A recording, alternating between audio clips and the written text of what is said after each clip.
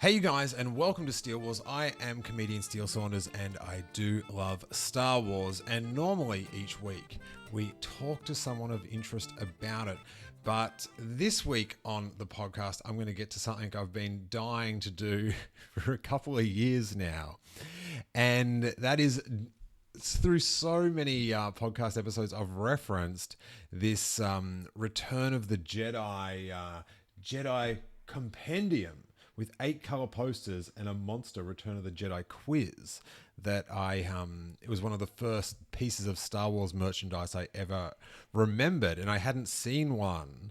I had the posters up on my wall and stuff, and I hadn't seen one for like decades. And our friends Mike G and Eric Strothers both separately sent me the poster book. And I refused to look through it until I had time to record a podcast episode about me going through it again. So here we are. I finally have an hour spare to go down a trip down memory lane. If you're listening to the audio podcast of this episode, we are also doing a video version so you can see the photos and stuff that I'm talking about in the Jedi Compendium, which was such a huge part of my initial Star Wars fandom. The cover, for those just listening to the audio, is a Gamorrean guard, and it's a photograph taken outside on Tatooine, and his head's cropped, and it is just a red background.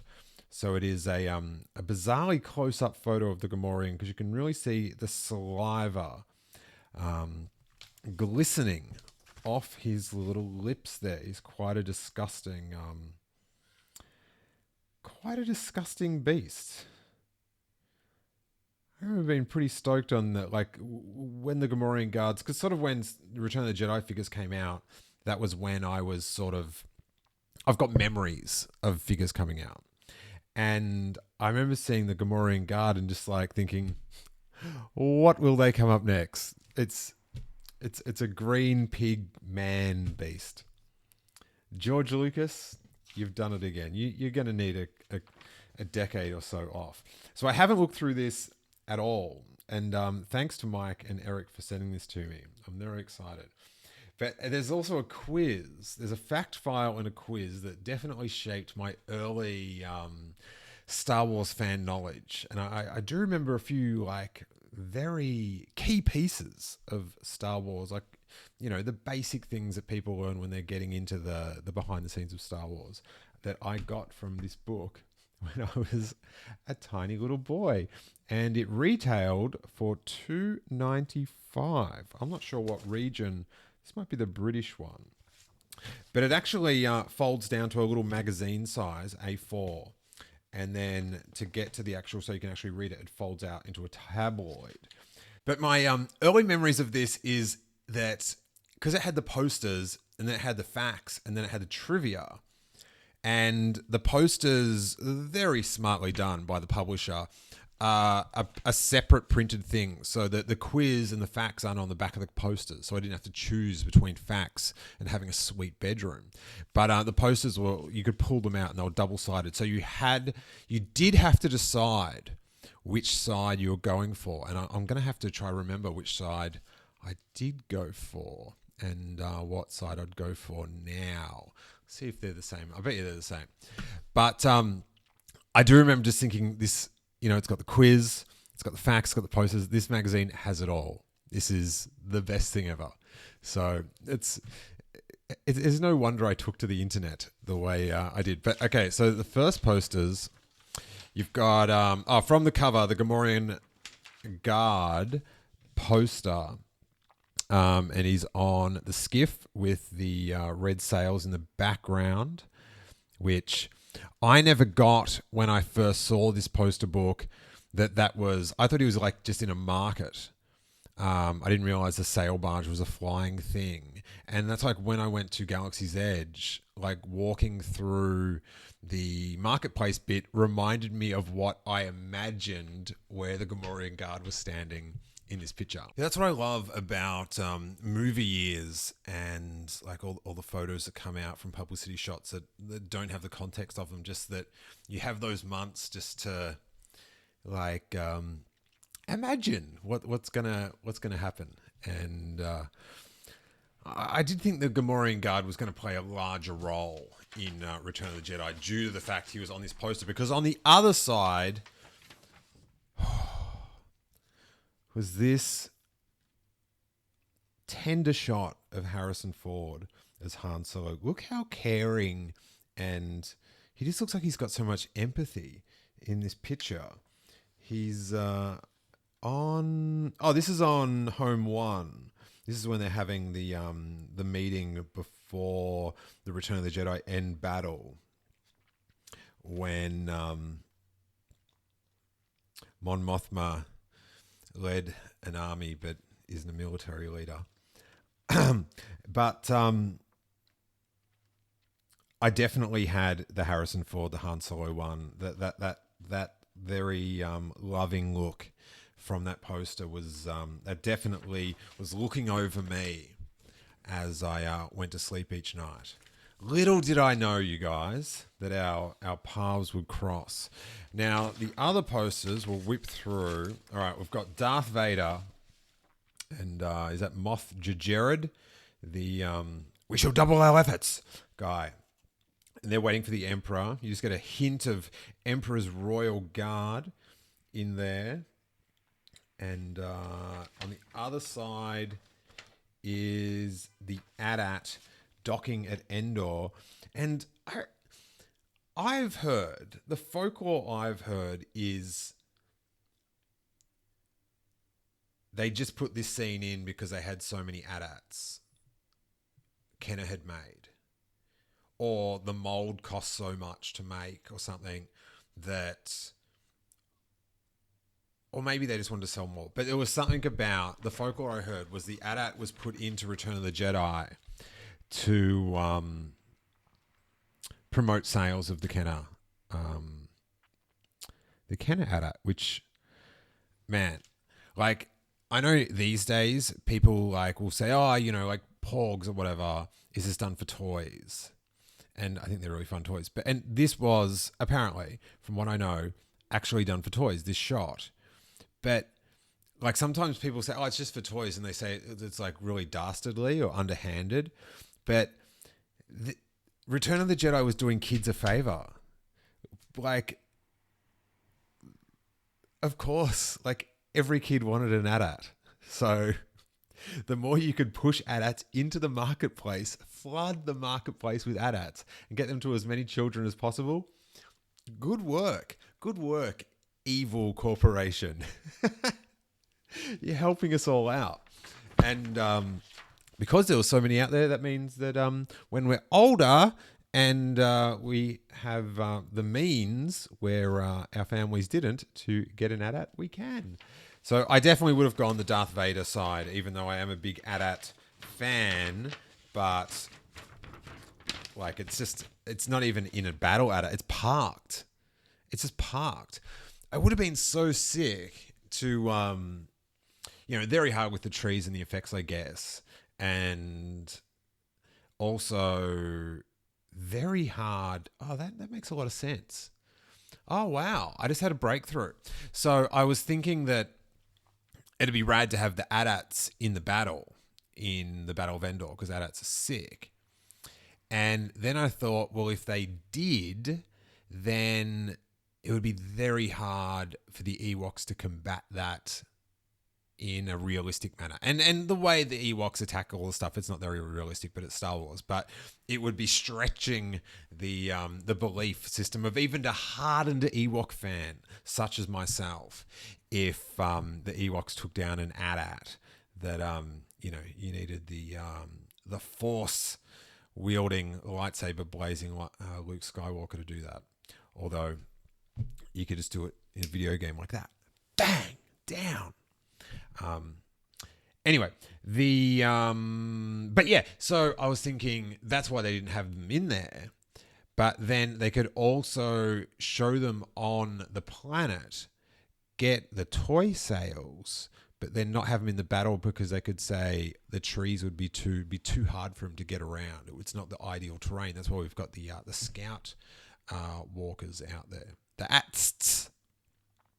So that's good world building. I'm not sure if that was what they did or what, but like I'm not sure if that was their thought process, but it's a fun way to come to terms with this stuff. Star Wars, just Star Wars coming to terms with. It's not that bad. All right, so we've got the next poster is the it's sort of like a concept. I don't know, kind of like a poster that they it's using models, but it didn't appear in the film. But it's of the B-Wings, 3 of them flying away from exploding Star Destroyer with the Death Star 2 in the background. No other ships in the shot. That's on one side. On the other side is Jabba the Hutt, Leia, Salacious Crumb, C-3PO, and Bib Fortuna. That Bib Fortuna, I hate him. Trying to cockblock a Jedi from Jabba the Hutt. That's disgraceful.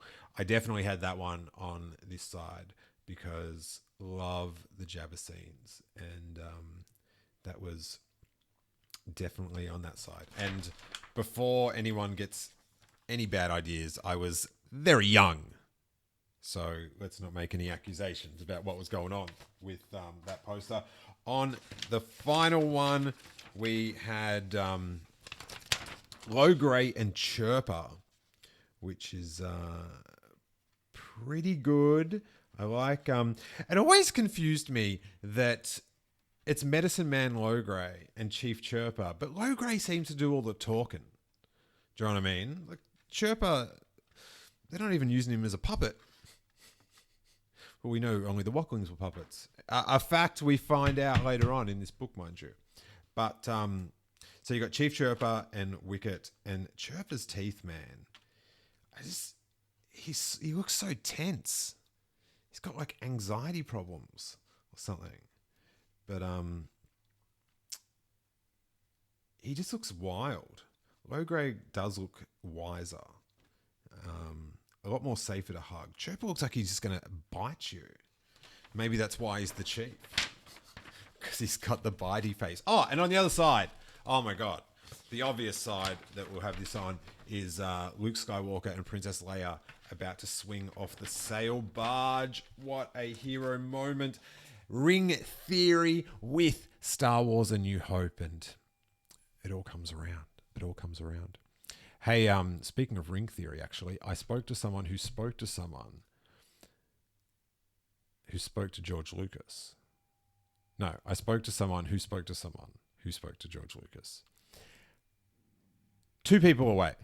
Anyway, and about ring theory, and George's comments were the basis of it is true, but they're looking too deep in other places. So that is what many of us suspected. Do love the Star Wars ring theory, though. All right, so let's do this Jedi Master quiz, you guys. This is going to be great fun. See if we've still got it. And before we get to the quiz, if you like my Wear Home t-shirt that I'm wearing, or you want to check out the Steele Wars range of t-shirts, you can check all that out at steelewars.com or merchostore.com. There's Your Snoke Theory Sucked, I'm Ray's Parents, all that good stuff. Ignite the Green. But let's get down to this this monster Return of the Jedi quiz. So if you guys want to mark down what you answer, you can just like try to memorize it. Play fair. Play fair. We don't want any we don't want any accusations. And I'm calling out your Star Wars Explained, your Molly Damons, your Hello Greedos, your Joe Scrimshaws. Like step up to the Jedi Master quiz. Hey, that's where the real action is. These are canon questions from the OT. Okay, so this is the introduction. Attention, fellow members of the Rebel Alliance. And I have to say, reading this as a little kid and the magazine knowing that I was a member of the Rebel Alliance, thrilling. Very much enjoyed that. That was my That was Galaxy's Edge in 1983, a magazine saying you're in the Rebel Alliance. I was like, yes. Just how would you rate yourself as a committed Star Wars fan? Would you know an A-Wing from an AT-AT walker or an AT-AT walker? Could you sort the Sarlacc from Salacious Crumb? Is Dagobah an Ewok, a planet, or an Imperial weapon? I always love the idea of Dagobah the Ewok. That's a cute name for an Ewok, Dagobah. Actually, we're going to name our cat Jerry. A very finalist name was Dagobah. Here, Dagobah. But he's such a Jerry. Here's your opportunity to find out just how much you know about the creatures, the vehicles, the heroes, villains, droids, and even the plot in Return of the Jedi. It's an interesting thing about this magazine. It does sort of spill the beans on some big things. Like, I wonder, this is interesting for me. I wonder how J.J. Abrams would have taken to promoting Return of the Jedi. Would he have kept Han Solo decarbonating a secret?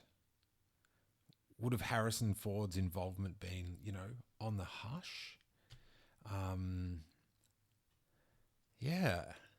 I like that question. I like, would he have kept it? Oh man, I'd love to know just if he would have fun with that question and have a think about it and how he thinks he would promote it and his reasonings behind it. That would be delicious to find out. Maybe next time, JJ. Maybe next time. It's more fun to attempt this quiz with a friend to see who rates the highest score. So you can true fan them. That's great. The answers are on page 27, together with the ratings for your score. Oh yeah, so you get told if you're a Jedi Master or whatever. But no cheating before you have completed every question. Remember, a Jedi Knight never cheats. Best of luck. So there you go. That's what it's saying. If you do cheat, it doesn't matter what score you get because you've broken the covenant of the Jedi Knights. No cheating. So play fair, best of luck, let's go. I've got a photo of Darth Vader and an Imperial walking away from the shuttle Tidarium. God, I hope that is not one of the trivia questions. A bunch of stormtroopers. And the question is, number 1, who meets Darth Vader as he disembarks from his Imperial shuttle to check on the progress of the construction on the half-finished Death Star? Now, I sort of have to say the answers here. I just realized I will have to give my version. So whatever your one is. So you can disagree with me or agree with me. So I will be giving you hints that are my answers, which I hope we right. And I think that's number 1 would be Moff Jared. Question 2, we've got Luke Skywalker here in front of Jabba the Hutt. What was Luke Skywalker's gift to Jabba the Hutt in his attempt to persuade the intergalactic gangster to release Han Solo? Now, the picture for this question on question 2 is Luke in person speaking to Jabba the Hutt, and it's sort of over at Leia's shoulder, a couple of Gamorreans in the background, Squidhead, he's up there kicking it. But that question about the gift is actually from the hologram when he presents the gift. So I'm giving away these. You'd know the answer to this one anyway. But I remember when I was a little kid getting tricked by it because I was trying to think of that scene when Luke was there and he'd already given the gift in that scene. But number 2, we're going to go with droids.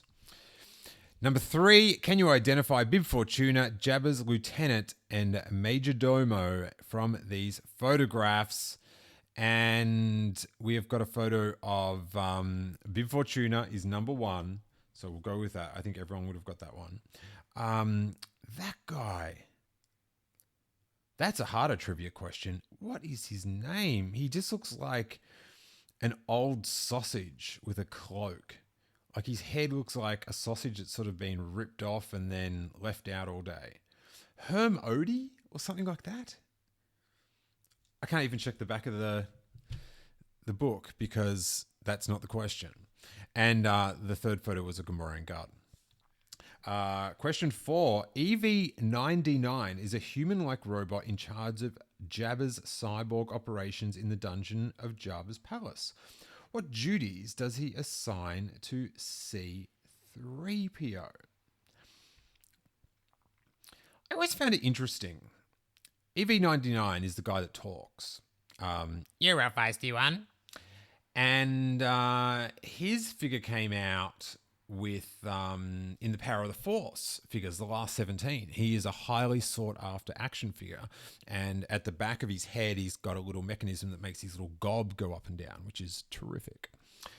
But in the initial release of figures, 8D8, the guy that's just melting Gonk Droid's feet, he got the figure, which is weird because EV-99 had, a talking role. So obviously they just got the photos or something. They didn't get the heads up which one was going to be talking. Because I always thought it was like I had to pretend that 8D8 was EV-99, which was frustrating. I also had to pretend, this is the worst one, I had to pretend, I hate Bib Fortuna because I don't like the way he like cock blocks Luke Skywalker, Jedi Knight, and friend of Captain Solo from seeing Jabba the Hutt. Really annoys me. But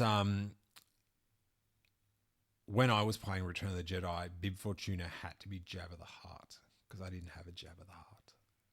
So Bib was, I'd sit him down, and you had to sort of take off his cape to do it. But yeah, I'd position him like Jabba in the throne room that I'd made, but a lot leaner. Who would you rather look like? Jabba the Hutt or Bib Fortuna? Who would you rather be? I'd probably go with Bib Fortuna because I could come up with some, I just have to infiltrate Lucasfilm and write a little short story, a canon short story about how Bib Fortuna got away. Hence my character being free. Anyway. So question 4 was a protocol. 5, where is R2-D2 sent by EV-99 and what is he to do? Well, of course, he was sent to the sail barge. And he was going to be drinks. Was that part of the plan? There's a video up on the YouTube on the Steele Wars channel with me and Nathan Hamill talking about, what was Luke Skywalker's plan and how much of it was planned or it was just happenstance. But did Jabba go out to the Sarlacc pit 3 times a week? Do you know what I mean? There was always dudes getting thrown in the Sarlacc. Or was this this is it, he's always threatened it, and this time, after 10 years, he's going to throw someone in the Sarlacc pit. He never had to before. Because if he goes out there all the time, that maybe would fit in with Luke Skywalker's plan. But, did I guess what I think has to be the case with Luke Skywalker's plan to save Han Solo is the conceit has to be that he knew if he pushed Jabba hard enough, he would get him out in the open to the Sarlacc pit. That has to be the whole crux of the plan. Or otherwise, I don't know, the will of the Force, you guys. Have they ever gone into that? If anyone's got any information, there's comments below. Use them in a positive manner. Oh, and I'm actually, people that watch these things and stuff on YouTube, you can comment and I'll approve your comment. If you can disagree with me, just be chill about it. Don't be angry that we have a different opinion about Star Wars. Question number 8 is, question number 6. What was the name of the bounty hunter who offers to sell Chewbacca to Jabba? Oh, come on. That's Bush. And I really don't like that Galaxy Adventure about that. No, it's not Galaxy Adventure. It was, what was the other one called? Was it Galaxy Adventure? No, that's the one that's out now. No, it was Galaxy Adventure. Whatever. I don't like the Bush one. I think it's too to happenstance. 7. How much does Jabba finally agree to pay for Chewie? This is a tough question. I know, like the hardcore, it's not. But, you know, when you're a little kid, this is a tough question. How much did Bush finally agree with Jabba? Have you locked in your number? All right. I'm going to go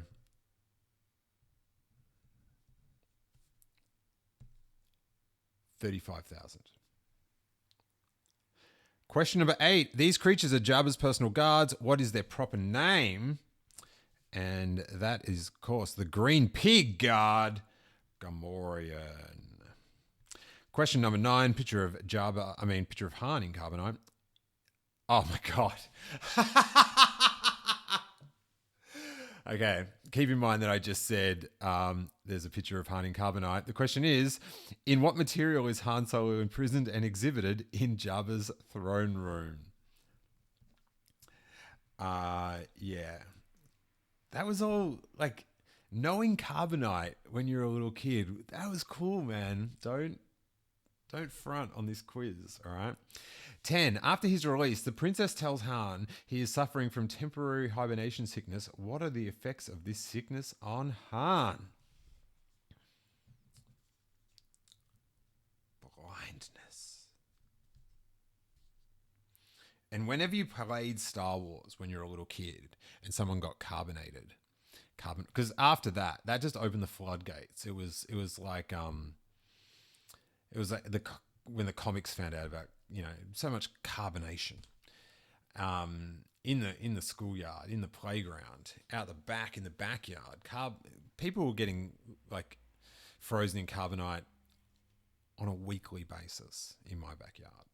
So and then of course after they got defrosted, they would always be blind. They'd have to suffer some amount of blindness to fit in with the canon of Star Wars. And they'd be like, oh, I can't see. And, oh, it was great. Great times in the backyard. Number 11, what makes Han realize that he and Leia have been caught in their attempt to escape Jabba's palace? I also have to say, in this quiz's defense, we didn't have any other way to watch. Like, we couldn't even watch the trailer again on YouTube. So this is all coming off the top of our heads, guys. We've only seen the film once or twice. We're little kids. We can only afford so many times. So let's just go easy. And Jabba's laugh is the answer to that. I actually remember answering these questions. 12. Han Solo makes an offer to Jabba before he is dragged off to the dungeon. What did he offer Jabba? That's a decent question. What was Han Solo's offer as he's getting dragged off, about to be taken to the sail barge? I'm going to go with triple. All right. 13. What member of the Rebel Alliance is described as Jabba's court as a guard? All right. That one's pretty easy. Lando. And the way he just pulls his mask down to the camera. I don't know. I've always got the thing of, like, what if they just kept secret that was Lando the whole time? How cool would that be? Like, if the mask covered him, like, a little bit more. There was a bit more, like his neck wasn't exposed and there was some shadow over his eyes or something.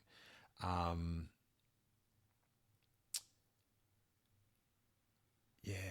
Like, that would be like a cool reveal. And they just sort of alluded to Lando's around. They mentioned it once and then, that would have been cool. What do you reckon? 14. Can you identify Boba Fett, the notorious bounty hunter who brought Han back from Cloud City to Jabba from these photographs? And you've got Bush. I remember being a little kid and getting annoyed by this question because there's a picture of Bush, there's a picture of Boba Fett, and then there's Squidhead. And I'd be like, Squidhead's not even a bounty hunter? How would I get him confused?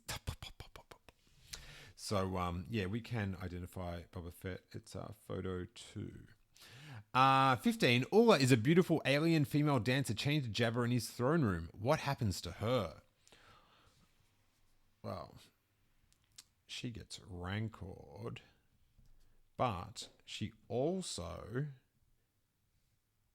ages very minimally. So Femi Taylor, the actress that played her, can come back like 20 years later and film an extra shot for Star Wars Special Edition. So that's what happened to her. On screen, quite dastardly, but off screen, not bad. Not bad at all. 16. Luke Skywalker forces his way into Jabba's presence by using his power of the Force. How is he dressed on this occasion? Who knows how he's dressed? I tell you how he's not dressed, and that's like a Jedi. Because I've seen the Star Wars prequels, and that's not how Jedis dress. God, I wish they did, though. God, I wish they did. Like, I don't mind. Like, I don't have, like... I don't know. I kind of think all the robes... Enough with the robes. Ugh. Robes. Ugh. Just boring. Like, in real life, no one interesting wears robes. Ugh. Ugh. I'm just joking if someone interesting to you wears robes. But, yeah, I would have thought it was way radder if the Jedi dressed like Luke did in Return of the Jedi than how Ben Kenobi dressed in Star Wars. Like even that, like the old dude that lives in the desert, do you want to dress like him or do you want to dress like the upstart hero that's ready to start forcing his way all over the galaxy?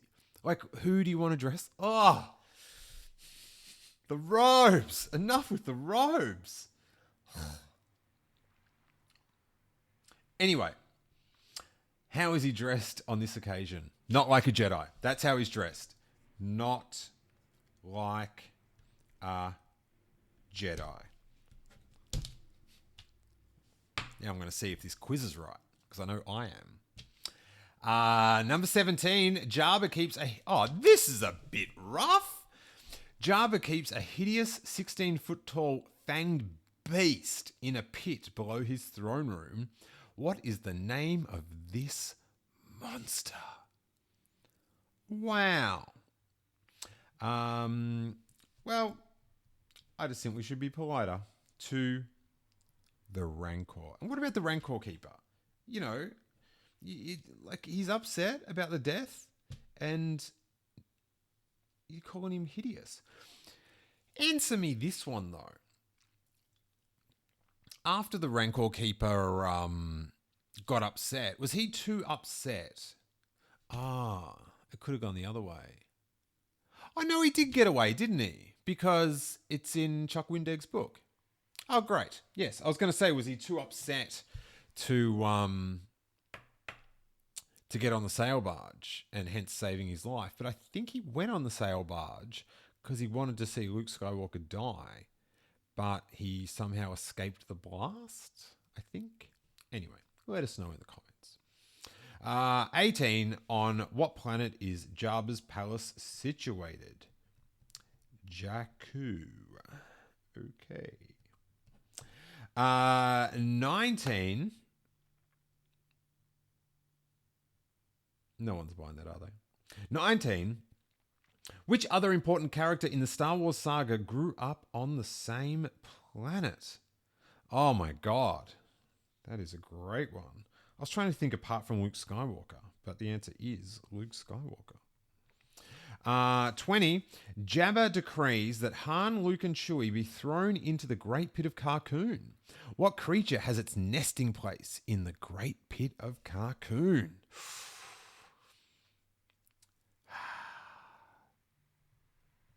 Good old Sarlacc. Good old Sarlacc. I was lucky enough 2 years ago, or a year and a half ago, I guess. It doesn't matter. It was almost Thanksgiving, and we were driving out to the Grand Canyon for Thanksgiving, to give thanks to America, to one of the most American places there are in all of the earth. Yeah, I say all of the earth, but of course, the best, most American places can be found inside America. You can bet on it. But we were driving out to the Grand Canyon, and we could sort of dogleg across the map to get to Yuma, Arizona, and we visited the Pit of Carcoon, the Great Pit of Carcoon, and it was tremendous. It was so good. The audio from the day is, I cannot find it. It is the one lost Steele Wars episode, which is, it is what it is. But the memories remain warm in my heart. And you drive out there because it's these sand dunes, it's a national park. And once the sort of city drifts away and there's no more petrol stations and stuff, the freeway just goes through the sand dunes. And if you're traveling at such a speed, and if you sort of direct your eyes so you're not focused on your car and you just focus on the sand dunes as you're traveling, it's like you're on the skiff. It was surreal the way Tatooine just clicked in. Highly recommend it. And then we hired a lady to drive us out. I think it's about 1 kilometer out. You can walk it, but you're kind of wasting a lot of your day walking. And it is a long walk, and it's also a long walk to walk in the wrong direction. And also, if you hire someone that's really cool that has one of those little sand buggies, they can like show you an amazing ride on the way back and forth. We hit some dunes, bros. Don't worry about that. But we found and on one side of the Great Pit of Carcoon is a giant wall of sand that all these dune buggy enthusiasts like tried. It's like a pass. It's a testing ground whether you can drive up this really steep hill. So there was people the whole day trying to get up there and succeeding and not succeeding and stuff. And I know they had problems with that when they were filming the movie, that to get shots without having the dune buggies in the background. But it was amazing. And I've always chastised the Anakin Skywalker sand line in Attack of the Clones. But after touching real life Tatooine sand,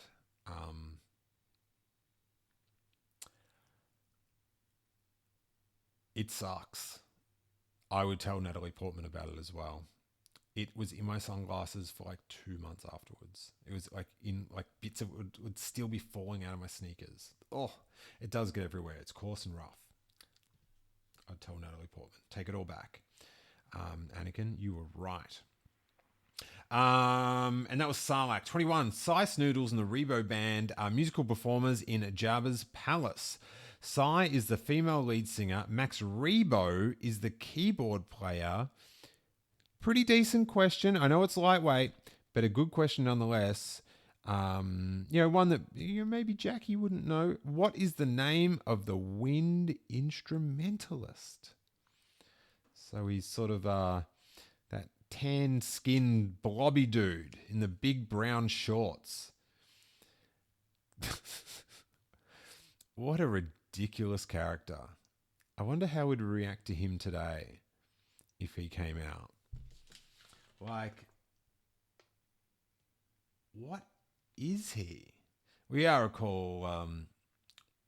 we're talking about Droopy McCool, you guys.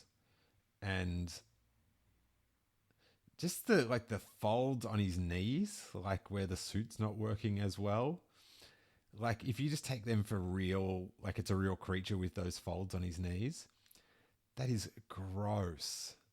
And then he's got these folds on his tummy, and he's sort of got these like breast mounds and this big like snout thing that wraps around his head. He is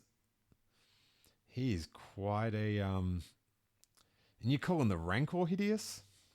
Dear me, Jedi Master quiz. 22. Luke, Han, and Chewie are transported to the Great Pit of Carcoon, one of Jabba's anti-gravity skiffs. How many real guards are guarding them? Count carefully. Trick question. Wink. I loved the count carefully trick question when I was little. I was like, it is a trick question because Lando is not a skiff guard. How many do you guys reckon? Like in here in the actual the Jedi Master quiz, there is a photo of the skiff, so you can actually do the math yourself. You can count the people that look like skiff guards and then subtract one.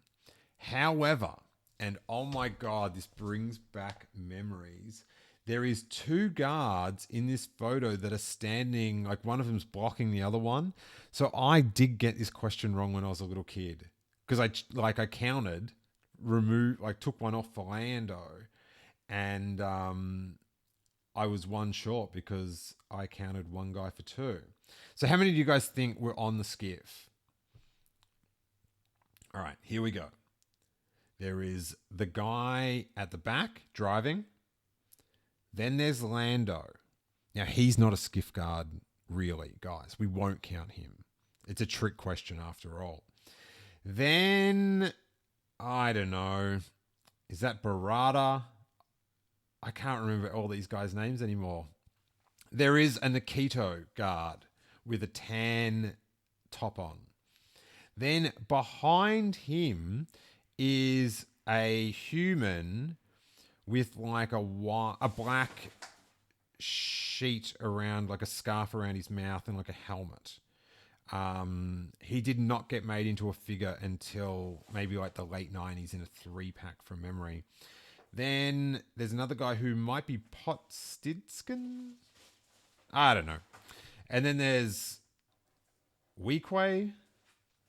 I don't know. Another one of those. All my Jabba's guards, I've lost the memory. But there's 1, 2, 3, 4, 5 guards. 6, but trick question. 5.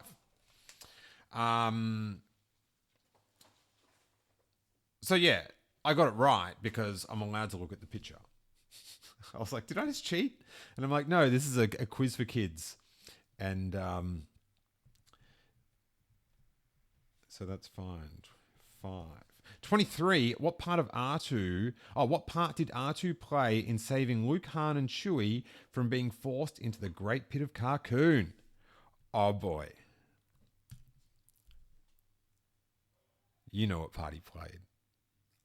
I know what part he played. He knows what part he played. R2-D2 actually knows the most about the Star Wars universe. Think of all he saw. But yes, he shot the lightsaber. Ignite the green. 24. Here's a question for observant fashion lovers.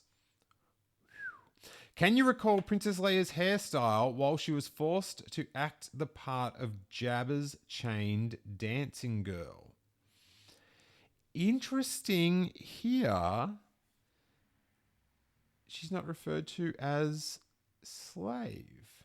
Jabba's chained dancing girl. Interesting. I don't know. What do you call them? I guess she had like pigtails? No, not pigtails. It was tied up. It was tied up with 2 bits that hung down. How do you describe that? I don't know. We'll see. 25. How is Jabba the Hutt killed? By his chain dancing girl.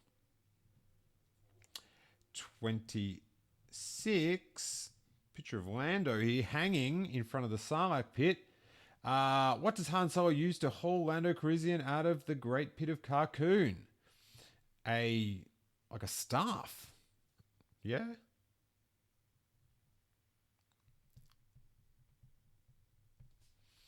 Uh, 27. What did Jabba's nasty little pet Salacious Crumb? He's the tiny creature with the batwing-like tufted ears and a sharp beak due to C-3PO during the fight on the sail barge.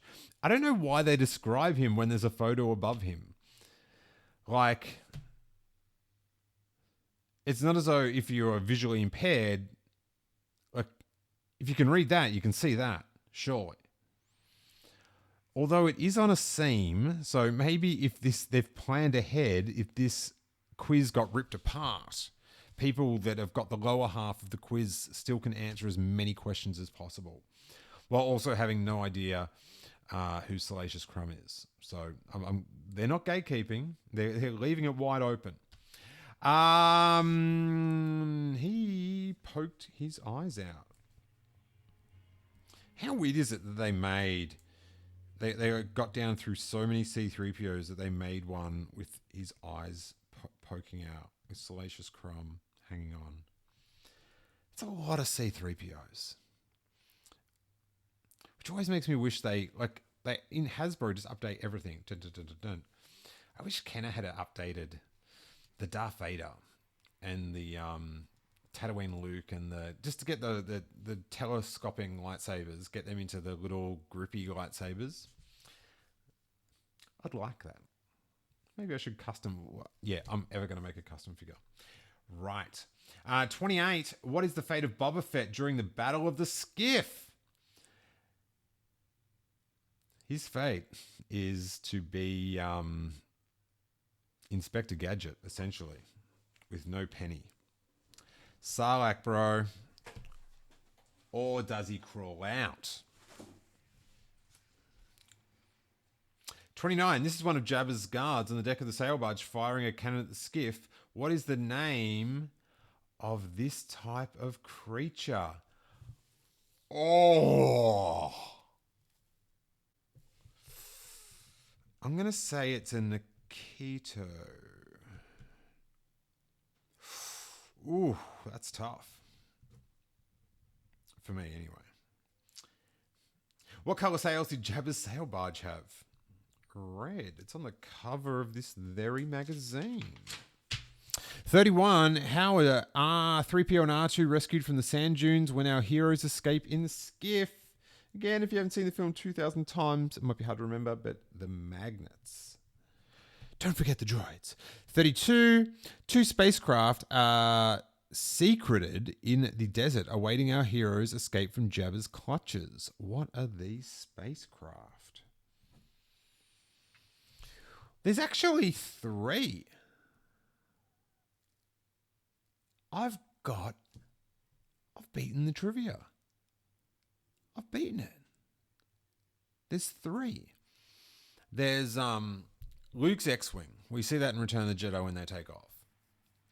There's the Falcon. And, of course, there's the infamous sandstorm scene that was deleted from the film, where the conversation that Han and Luke, have like on the comms as they're flying off, going in different directions. They had that in the sandstorm about to get on the Falcon. And but there was another ship there in pre-production anyway, or there was one there, and that was a Y-wing fighter. Because think about it, Chewie and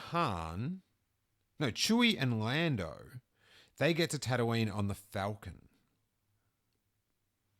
Then Leia and C-3PO on the Y-wing. And for some reason, I'm thinking the Y-wing was a 2-seater. It was a special one or something.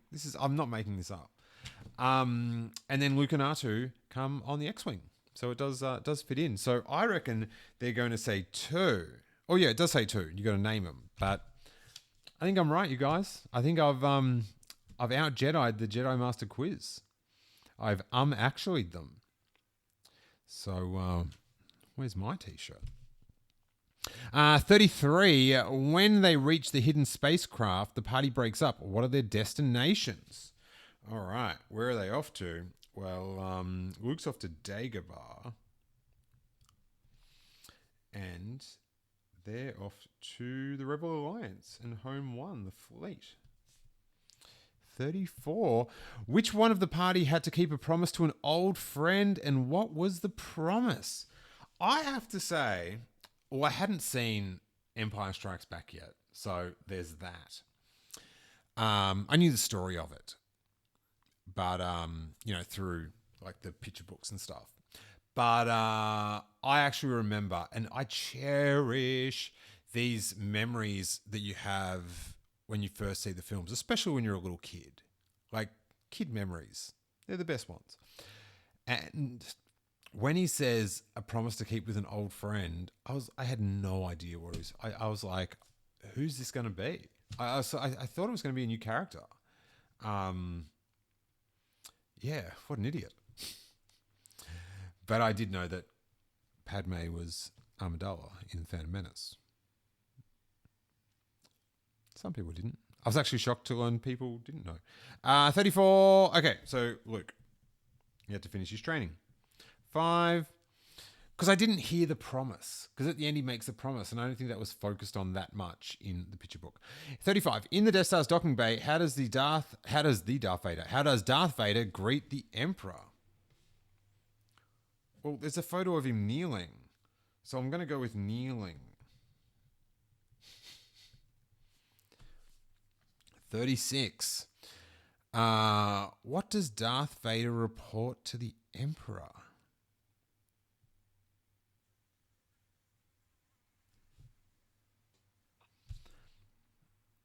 It'll be operational on schedule?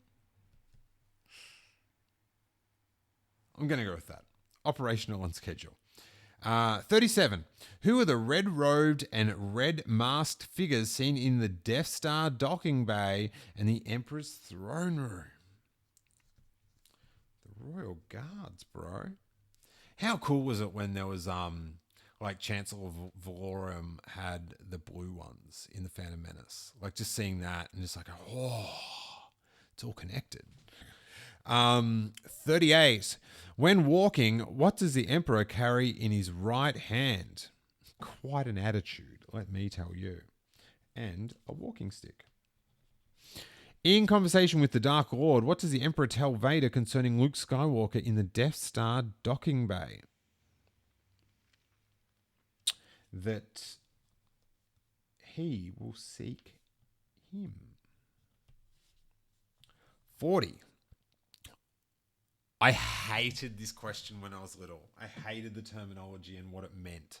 On the Bog planet, Luke tells a white lie to Yoda, which the latter detects immediately. What was the white lie? Now, I guess they say Bog planet because it's an answer to one of the other questions is Dagobah. But just Bog, because that was sort of like slang for going to the toilet, let's say. And I didn't like the idea of Yoda living on a planet filled with excrement. I was very little.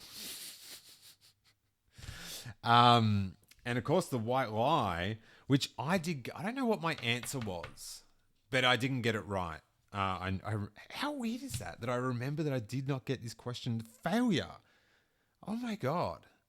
The white lie was that he looked good.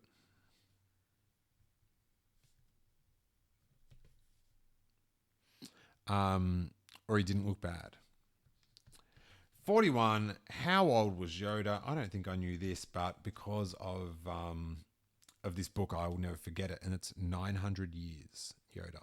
42. Yoda tells Luke that he needs no more training to become a Jedi, but there is one more task he must face. Then a Jedi will you be. What is that task? He has to take out the trash. And that trash is Darth Vader. Well, he just has to confront Vader. 43. With obvious misgivings, Yoda eventually answers a question that Lucas waited a long time to ask him. What was his answer to this question? In brackets, can you remember the exact words? Is Darth Vader my father? Told you, did he? Unfortunate this is. 44. After leaving Yoda, Luke encounters the image of Obi-Wan Kenobi, who has become part of the Force. Ben Kenobi tells Luke the real name of his father. What was that name? Wait. So Anakin Skywalker, was that mentioned in Star Wars?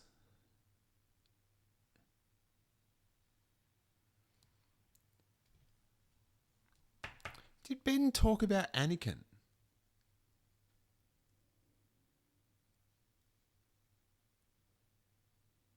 I have no idea. Wait. Anakin. I don't know. I can't remember off the top of my head. Like, I'm sure it was in books and stuff. Maybe. So I'm not sure.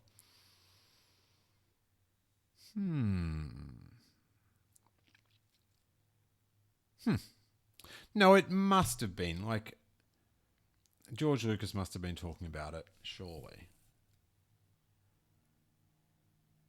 All right. Anakin Skywalker, anyway. And knowing Anakin Skywalker in the 90s, like that wasn't a bad deep cut.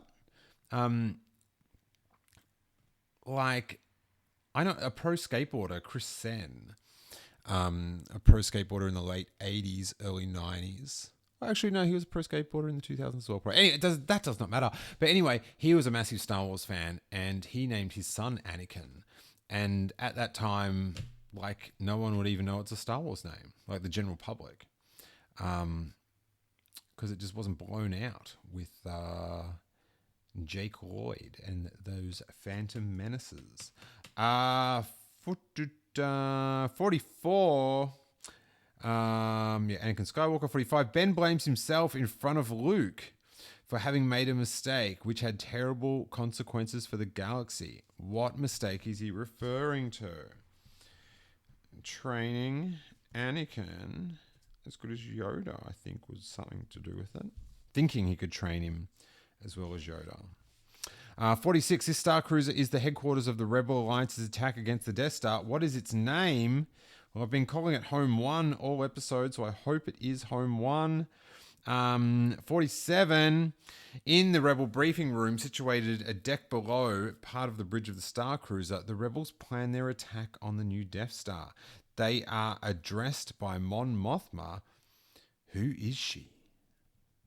Wow. What a funny question. Because I got in this Twitter thing the other day with people.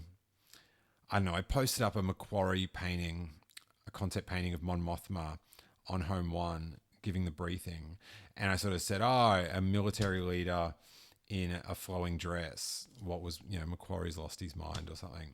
Just some of the, like, worrying about Holdo's dress in The Last Jedi. I just don't think it's just a costume. I just don't think it's worth that amount of effort, like some costume. But anyway, my thing is like, well, she was leading the military. Mon Mothma was leading the military. And then people are going, no, she wasn't the leader. She was a political. And it's like, well, she's in a military situation and she's the leader. So it's, I don't know. The effort to people just, like, there's plenty of, like, legitimate things not to like about these movies. Go with them. Anyway, did any of that just make sense to anyone? She's the leader of the Rebel Alliance, you guys. 47. 48. The Rebels are also addressed by a salmon-colored alien, leader of the Mon Calamari and a Rebel Admiral. What is his name? Akbar. Say his name. Akbar. 49. Mon Mothma has critical information for the Rebel Conference, which she admits was obtained at the cost of many lives. Whose lives? Now, this is the greatness of Star Wars. And also kind of what is sort of spoiled a little bit nowadays with the thirst for information and the distribution of information through so many media is, the answer is, Bothans, the lives were lost. And it was up to us, like, still, I'm not even sure, because I guess they were canonized, decanonized, whatever. But, there was at least a sweet decade of like going, what is a Bothan? Like, is that, I had no idea. Is that like a type of spy, a species, like a rank? The best. And like now when like that sort of stuff like is thrown in, like we always want to know, like, and I guess I guess like holding off on the Knights of Ren is an example of that it was done very well. So that is a good example. So I have to concede my point. But it just seems like everything is like, we have to know about this now. 50 out of 75, you guys. A holographic image is projected in the Rebel briefing room. What does it portray? It portrays the Death Star 2. An Endor, dude. Come on. 51, Lando Calrissian has accepted a new rank in the Rebel Alliance. What is this new rank?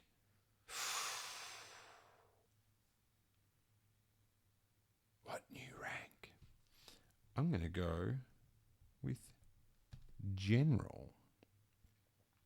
What mission has Lando accepted to blow up that Death Star, buddy?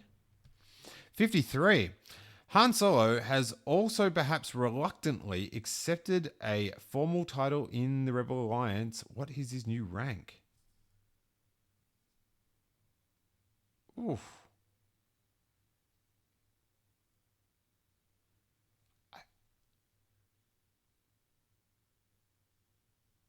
Is it Commander? Have I got them mixed up? The Lando and the Han Solo one? I feel like I got this mixed up when I was a little kid. Because there's General Solo. I'm sure that's... I don't know. I'm going to go with Commander. I feel like I got this wrong when I was little, and it's all coming back. Oh. 54. Han has accepted a mission to attempt to knock out the shield generator guarding the Death Star. Who exactly from the Rebel Alliance will accompany him? Oh, well, Captain Rex will. I can tell you that much right now. I think what we want to know is there's a photo of him like next to it. Chewie, Leia, Luke, R2-D2, and C-3PO. And Captain Rex. 55. Before parting from Han Solo, Lando says, I'll take care of her. She won't get a scratch. Who or what is he talking about?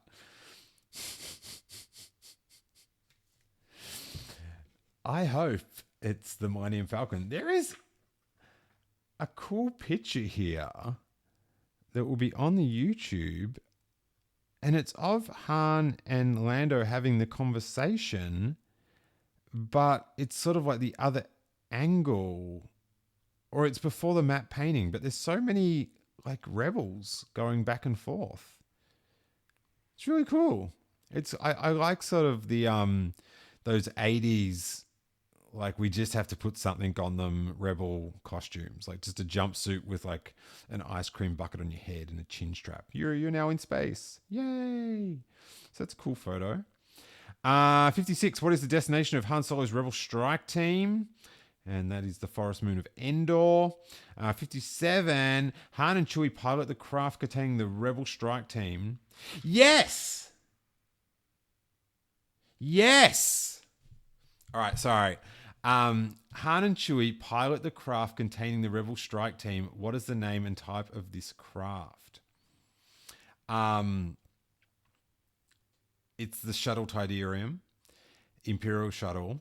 But I was talking with Kyle Newman the other day, and he was asking me that when did I think that all the rebels that went to the planet came down in the shuttle? And I said, I think that's what happened. I think in the original intent of the movie, like when George Lucas planned it, they were the only rebels on the thing. I'm going to text him that. I'm very excited that we have got canon confirmation from the Jedi Master quiz.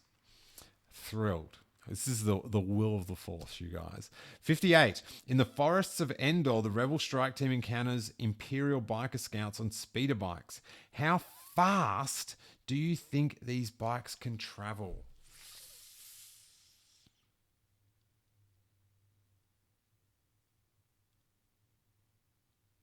In my head, I've got 300 miles per hour. And then maybe my mum said, because I didn't know how fast that was, I think it's 600 kilometers, she maybe just told me, which is a very rough approximation. But I think it's 300, so it's 58. 300. Or very, very fast. They can travel very fast. 59. There's a picture of Leia passed out on the forest floor. Who finds Princess Leia after her crash on the Imperial speeder bike? Warwick Davis. Wicket. Number 60. Why does Chewie's habit of thinking of his stomach get the search party in trouble looking for Leia into big trouble? Oh, sorry, I read that in the wrong. I think I dyslexied that one. Because he gets the trap in the net. 61. What do Ewoks think of C-3PO? In the words of Eric Strothers, they think he's neat and that he's a god. All right, over the page. 62. Do you know the name of the Ewok chief and the tribal medicine man? Well, we've already answered that previously. There's posters of it, man. And that is Chirpa and Lowgray. Good dude. 63. Love this picture of Luke Skywalker. Although he does look about 13 in this picture. He looks shockingly young. How does Luke persuade the Ewoks to release Han, Chewie, R2, and himself? By floating some gods. 64. Late that night, Luke has a conversation with Leia in the Ewok village. He speaks of his need to confront Darth Vader alone. What else does he tell Leia concerning family matters? Inverted commas. Sister. This scene, I just love because I just love the set they're in. The Ewok treehouse is just amazing. But I don't think there's an explanation for this conversation and how the prequels like contradict it with like remembering her mother, Leia remembering the mother. And you can do the force memory thing, but then why didn't Luke remember? Some people said that she's remembering Bria, Jimmy Smits's wife in the films. But I don't buy that. And because Luke does say your real mother. So this one and the Leia not hugging Chewie at the end of The Force Awakens, I don't want to hear an in-universe explanation. I'm just happy to go, filmmakers messed it up. They're fictional worlds and they didn't actually happen, so they didn't cross their T's and dot their Aurebesh I's good enough. Because I don't want to hear any excuses about this. 65. Outside the Imperial bunker, Pablo, an Ewok scout, steals something from the Imperial troops to create a diversion. What does he steal? The speeder bike. So dope. You're the man, Pablo. 66. In the throne room, high above the surface of the Death Star, the Emperor urges Luke to take your Jedi weapon and kill me. Why does he tempt Luke in this way?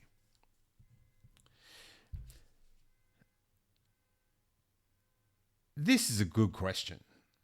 because it gets, when you're a little kid, it gets you thinking. I sort of found the whole thing with not being able to just stab the Emperor with a lightsaber like really confusing when I was little. I didn't get like the whole like using, resorting to anger's like a bad thing. I didn't really understand that concept. But yeah, to try to tempt Luke to the dark side, you guys, which, I don't know, if you're on social media, that could be good advice as well. Why do they tempt you to battle them? Why do they do that? 67. The Rebel fleet finds itself trapped in its initial attack on the Death Star. Trapped between what forces? Well, you got the fleet. Then you got the Death Star, bro. It's got a shield up. So, Ixnay on the attack A. 68. What surprise concerning the Death Star has the Emperor got up its sleeve? Bro, you know it, I know it, Nim Num knows it. It's fully operational. Yeah, they lure you in with the half-finished Death Star. And really, at this point, like, if they did win, why finish the Death Star? It's done its job. Looks cool. It does, like, for all the bringing back the Death Star concept, little did we know. But the half-built Death Star, like I much rather Return of the Jedi. The Death Star 2, that's my Death Star. That boring 70s Death Star, half finished. That's the way to go. It's like how, like you cut your jeans and you just let them fray down the bottom. That's the Death Star 2 is the grunge, the punk Death Star, if you will. 69. How does Admiral Akbar react when this surprise is unleashed? Wow. Hilarious that it's question 69. If you're a little kid like me. How does Admiral Akbar react? Wow. That is a lot easier trivia question to answer in the mid-2000s. 70. It's a trap. In the throne room, Luke's patience finally snaps. His lightsaber flies into his hand and he strikes fiercely at the evil Emperor. How is this attack thwarted? And that's with D. Vader with saber. 71. Down in the forest, a fierce battle is raging between the Imperial forces guarding the shield generator bunker and the Rebel strike team aided by the Ewoks. Chewie steals a vital two-legged machine that turns the tide of the battle. What is this machine's name? See, this is good stuff to get like key pieces of Star Wars info to the young kids, although it was a Kenner toy, so I definitely would have known it through that. But that's the ATST, guys. The ATST. 72. Back in the Emperor's throne room, Luke refuses to fight Darth Vader and throws down his lightsaber. See, good lessons we're learning here. Very interesting moral concepts. All wrapped in a sci-fi fantasy. But Vader has read a secret in Luke's mind and by revealing it forces Luke to renew the fight. What is that Vader reveals and threatens? Sister. 73. After the death of the Emperor, Darth Vader makes one more request to Luke Skywalker. What is that simple request? Well, I asked sister. I just got to write the last question in. What is that simple request? He requests for a reboot of the Mask franchise. Please. Fighting crime, fighting crime, fighting crime. Secret raiders that will neutralize. I don't know. But Tracker's gonna lead the mission. And Spectrum's got such supervision. My Mask. Best theme song awesome cartoon and a live action. Oh, I'd be more into, this is on the topic, just train of thought here, on the topic of 80s toys reboots or film adaptions. He-Man is, that's the one I would want. I'd be, or maybe a He-Man TV show and a Mask movie. But He-Man's the one I'd love to see done well. Hope they do it well. It'd be great if they did it well.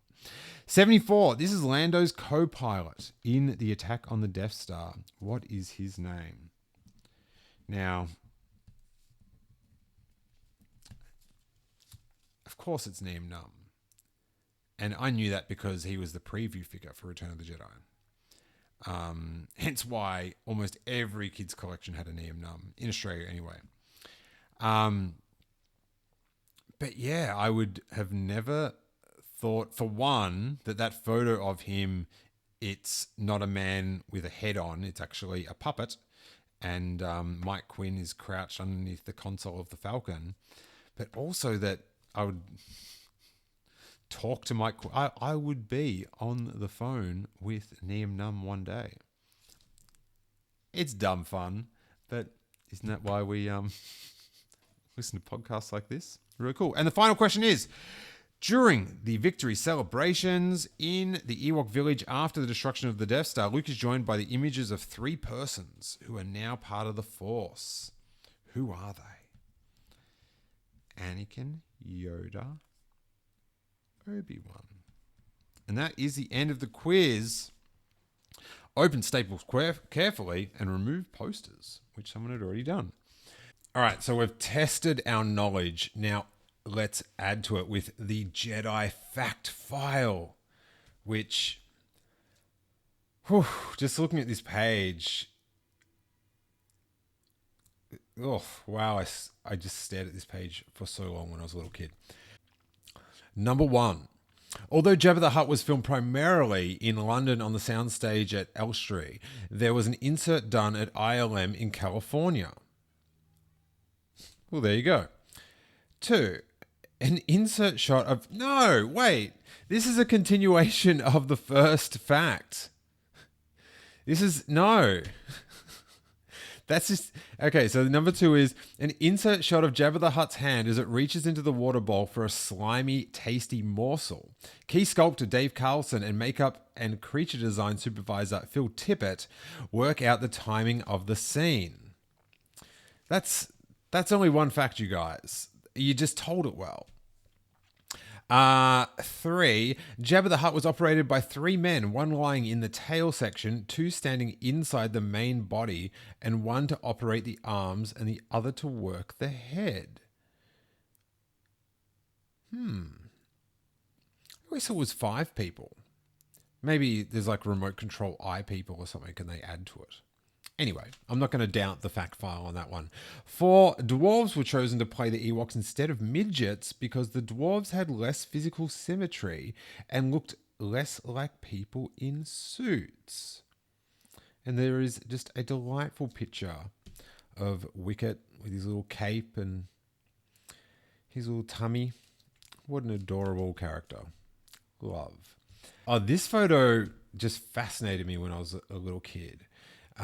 It's of a Gamorrean guard's head with no skin on it. It's just like the skeleton with all the parts to make his eyebrows move, etc. The internal mechanism of the Gamorrean guard's head, with cables coming from the head so that an operator, not the actor in the costume, is able to control the eyebrows, eyelids, eyes, nose, and mouth of the guard. So cool. 6, the finished Salacious Crumb creature will be manipulated like a hand puppet. That is, yeah, if Return of the Jedi was these days, Salacious Crumb would probably be CGI, I would imagine. But what a great character. Just Star Wars sugar, just that makes a scene just more iconic, just like cool little creatures like that. 7, the baby Ewoks were hand puppets manipulated by dwarves playing the mother Ewoks. And that little Wokling is...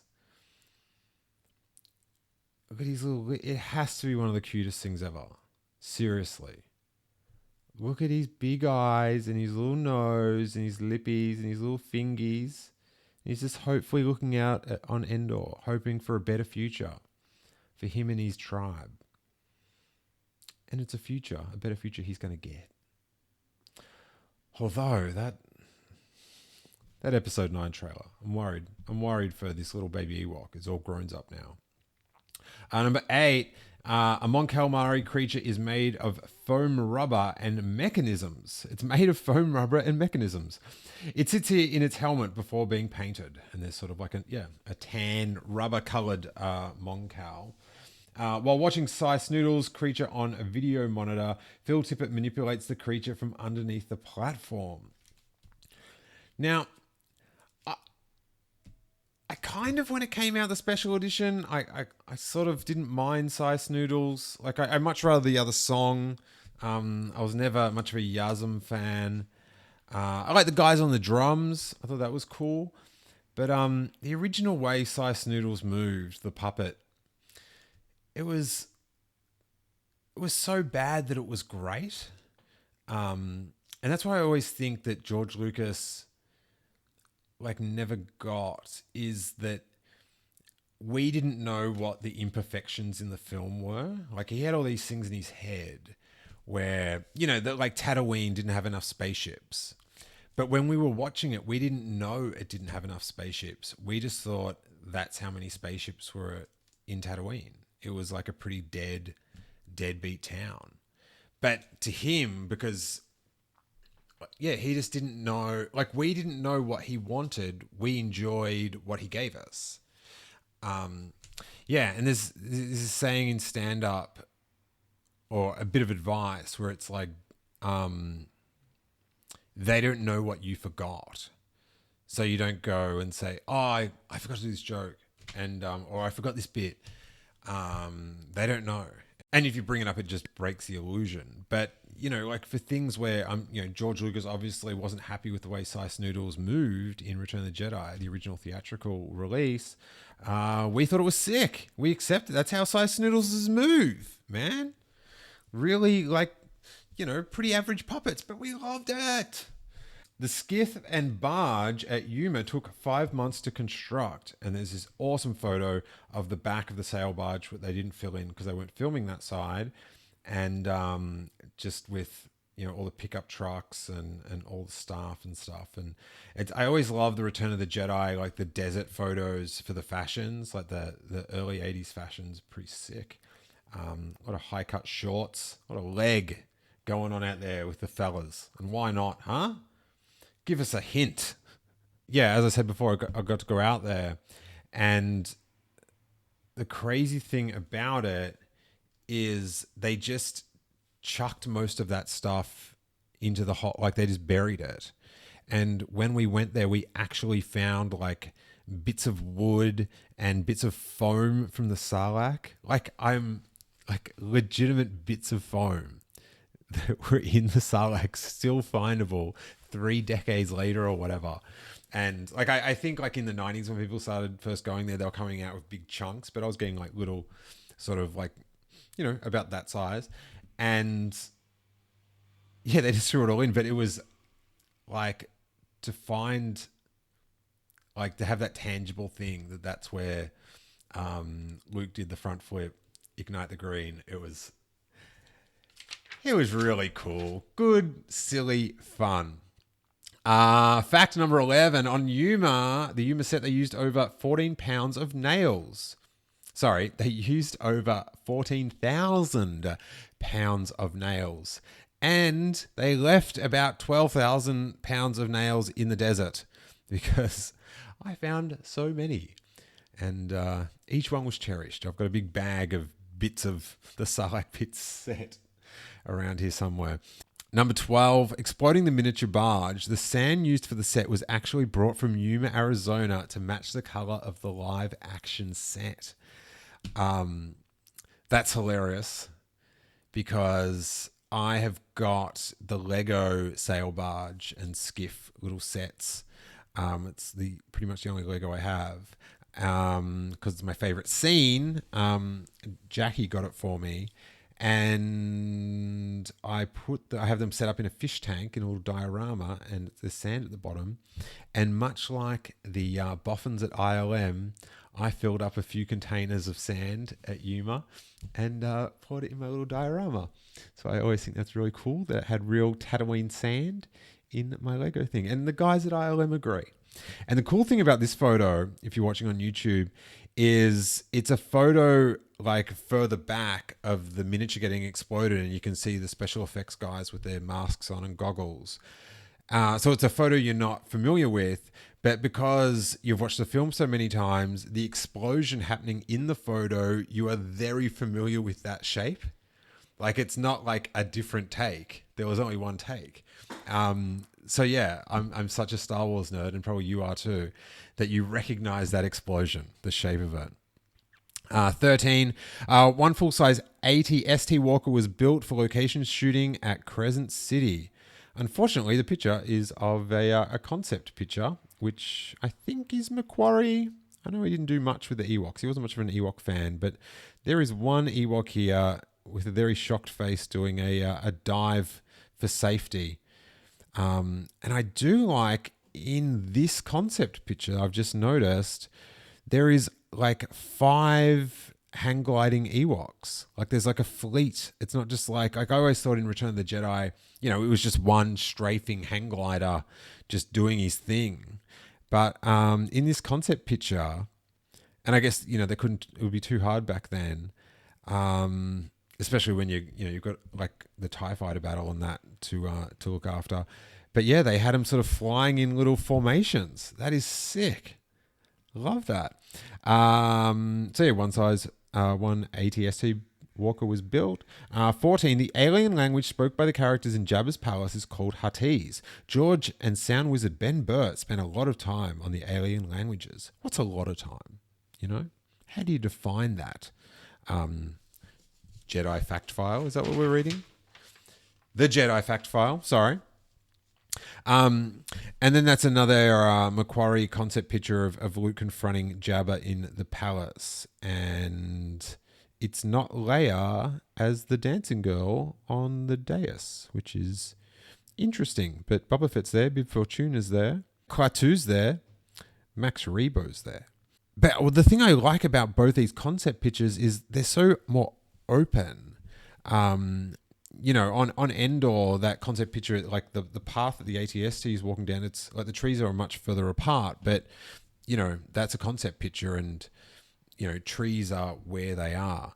But yeah, the Jabba's palace one, I always liked the concept pictures more than the actual presentation, kind of, because although I love that scene, but just the actual palace set, I like it in the concept pictures because it seems sort of like drier, more Tatooine-y, more sort of expansive. Like the concept paintings seem to make his throne room like way more vast, like a big sort of ballroom sort of size. Whereas in the film, it all seems like a lot more cramped and kind of wet and damp, which, isn't like that Tatooine-y when you think about it at all. And, I feel like that would be, if Return of the Jedi came out these days with the far more critical sort of eye that wants it to really add up. That's of a high importance. I feel like that would come under a lot of criticism, that there's this wet palace on dry Tatooine. Anyway, 15. Now this is one of the, like, I remember seeing this and thinking this was the coolest thing ever. And this is, one of the key sort of Star Wars fan, one of the first things you find out when you're trying to find out about, backstage, lore and that sort of stuff. And that is Number 15. They had to disguise the fact they were making a Star Wars movie at Yuma, so they put out the word they were shooting a horror movie called Blue Harvest and gave everyone Blue Harvest Horror Beyond Imagination t-shirts and caps. This information captivated me as a child because I don't think I sort of got exactly how far the ruse would have to be that they were making this science fiction film. Like, in my head, they also had to think up a storyline for the movie that incorporated the Sarlacc pit.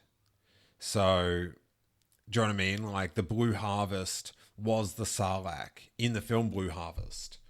And like if someone, stumbled upon the set, what's that? Oh, it's in Blue Harvest. Or what is that? Oh, that's the Blue Harvest that lands on Earth. And you've got to watch out. It's sucking everything into its Blue Harvest. Oh, so it's called Blue Harvest and that's a Blue Harvest. Oh, okay. Wow. Well, if that's not out when Return of the Jedi is out, I'll check it out. And off they go, not knowing it was Return of the Jedi. I'm sure that conversation played out like daily on set, on the fences.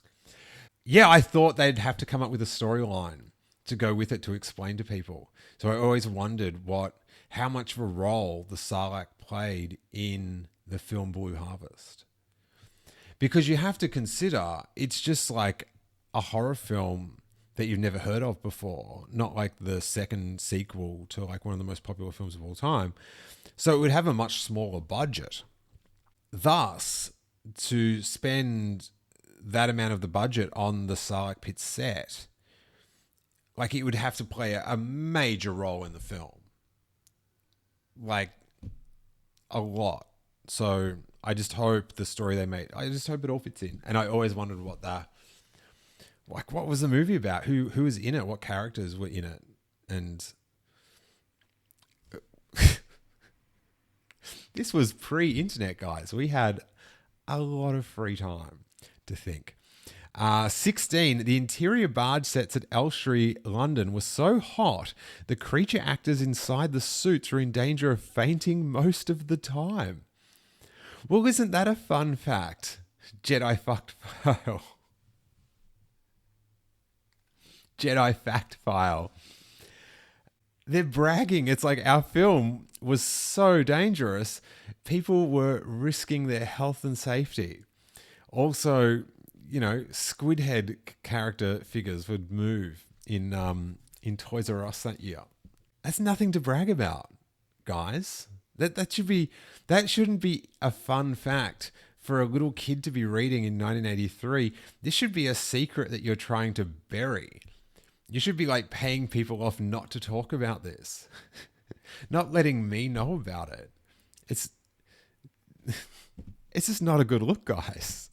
But I remember at the time going, oh my God, they're risking it all. I actually remember when I was a little kid just going, well, they're putting it all on the line. They're putting it like Yak Face is going for it. He does not care. He's going to yak it up. I probably didn't know who Yak Face was when I was a little kid, to be honest. I probably would have been thinking about Klaatu. But 17, and I remember seeing footage of this in like one of the behind the scenes little documentaries. Some creature handlers carried pairs of hair dryers, which they used to pump cool air into the nostrils of creatures like Gamorrean guards. There's a really cool sort of animated style, almost Gamorrean guard sort of concept picture. It actually looks like a Star Wars coloring book, like a Return of the Jedi coloring book that someone's colored in really well. Just that art style. 18, picture of a Star Destroyer's shield generator exploding. Ben Burt orchestrated the explosion sounds in Return of the Jedi to include horns, shrieks, and bells. What's a shriek? Do they literally mean just someone going, ah? Or is that like a musical sound? Ah!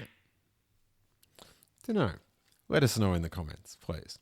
19. Each creature on the Elstree set had one or more creature handlers who were there to help get suits on and off. And then there's just this awesome picture of Max Rebo at his keys. His disgusting fingers. Max Rebo's fingers, how they duck inside, like the fingertips, like they invert. Oh, disgusting. Is this one of those things, like, you know, sometimes people see like patterns in flowers and stuff and they makes them queasy. Oh. 20. Oh, this is amazing. There's Sheev Palpatine is sitting at his throne with the window and the space in the background. And then you've got fact 20. The Emperor's throne room on the Death Star was actually a set on the soundstage at Elstree in England. So it wasn't filmed on location. Love it. So good. It's still real to me, damn it. How dare they pop that bubble that that shattered me as a child to find out they weren't actually filming that on the Death Star. 21, and there's another concept picture here of Jabba and Salacious Crumb, like that Gamorrean Guard one. Really cool. Jabba the Hutt was the first creature to be designed. In this line drawing, you see Jabba on his throne with Salacious Crumb at his side. And I know in, I think it might be Steve Sansweet's concept screen to collectible, there's a lot of concepts for Jabba the Hutt. And they're just, they're gross. Like, I don't know, when it was just like a fat dude, it's just a bit much. Like, it's a bit like Fat Bastard from Austin Powers. But as a slug, it's quite fantastic. 22. Oh, yes. I remember this controversial one. The engine sound of the Millennium Falcon comes from a recording made by Ben Burt of a P-51 Mustang, a World War II fighter plane. But the picture of the Millennium Falcon, the negative, the slide, is put in backwards. So the cockpit and the radar are actually swapped over. And that makes me feel a bit dizzy as well to look at. It's just, it's hard to... your mind has just molded the radar dish on the other side so hard. Oof. Oh. 23. Oh, man, I remember this one impressing me. There were 3 distinct tunnel sets built for the Death Star attack sequence. Each was 72 feet long. And one of the corridors is posted. That the ships going into the Death Star, like with all those pipes and stuff, and there's a few pictures here, but I remember seeing like all the making of and this magazine and stuff, and just thinking how tremendously complicated and hard it looked. Like, all these guys, I'm sure, you know, they're at the top of their game. They're having a ball pushing their craft and working on one of the greatest films ever made. But I remember being a little kid and just going, your job is so hard. I'd be so stressed out. Like, I wasn't thinking about the fun bit of it and that they knew what they were doing. I was just thinking about me being a little kid trying to set up all those pipes for the corridor and just like, whew. I don't know how you do it, dude. It's too much is riding on this. But, yeah, there's a few more pictures I'll refer to later on. 24, one large 3-foot AT-ST walker was built and used in a number of shots. So this is like an outdoor shot. They've got like a little indoor scene set up here with the 3-foot AT-ST. And that scale of model of AT-ST, like 3 feet, oh, that's ridiculously good. It's just such a good girthy size for it. That's what they should have done at Jack's Pacific. Is, you know how they did the big figs? They should have done the big vehicles. Like, just a bit bigger size than Kenner. Like plastic, you know, cheap molded vehicles, but they were bigger. You couldn't put like things in them. You know, they'd have to get permission from Hasbro, but they've got the master license anyway. But yeah, just like dumb, like big plastic, you know, almost like those like store display style, just like blown plastic. Is that what it's called. But just like a plastic shell of like 3 foot high. If they were all to scale, that would be amazing, but it'd be too much to ask. But that'd be pretty sick. The ATST's begging for it. Imagine having one of them next to your desk.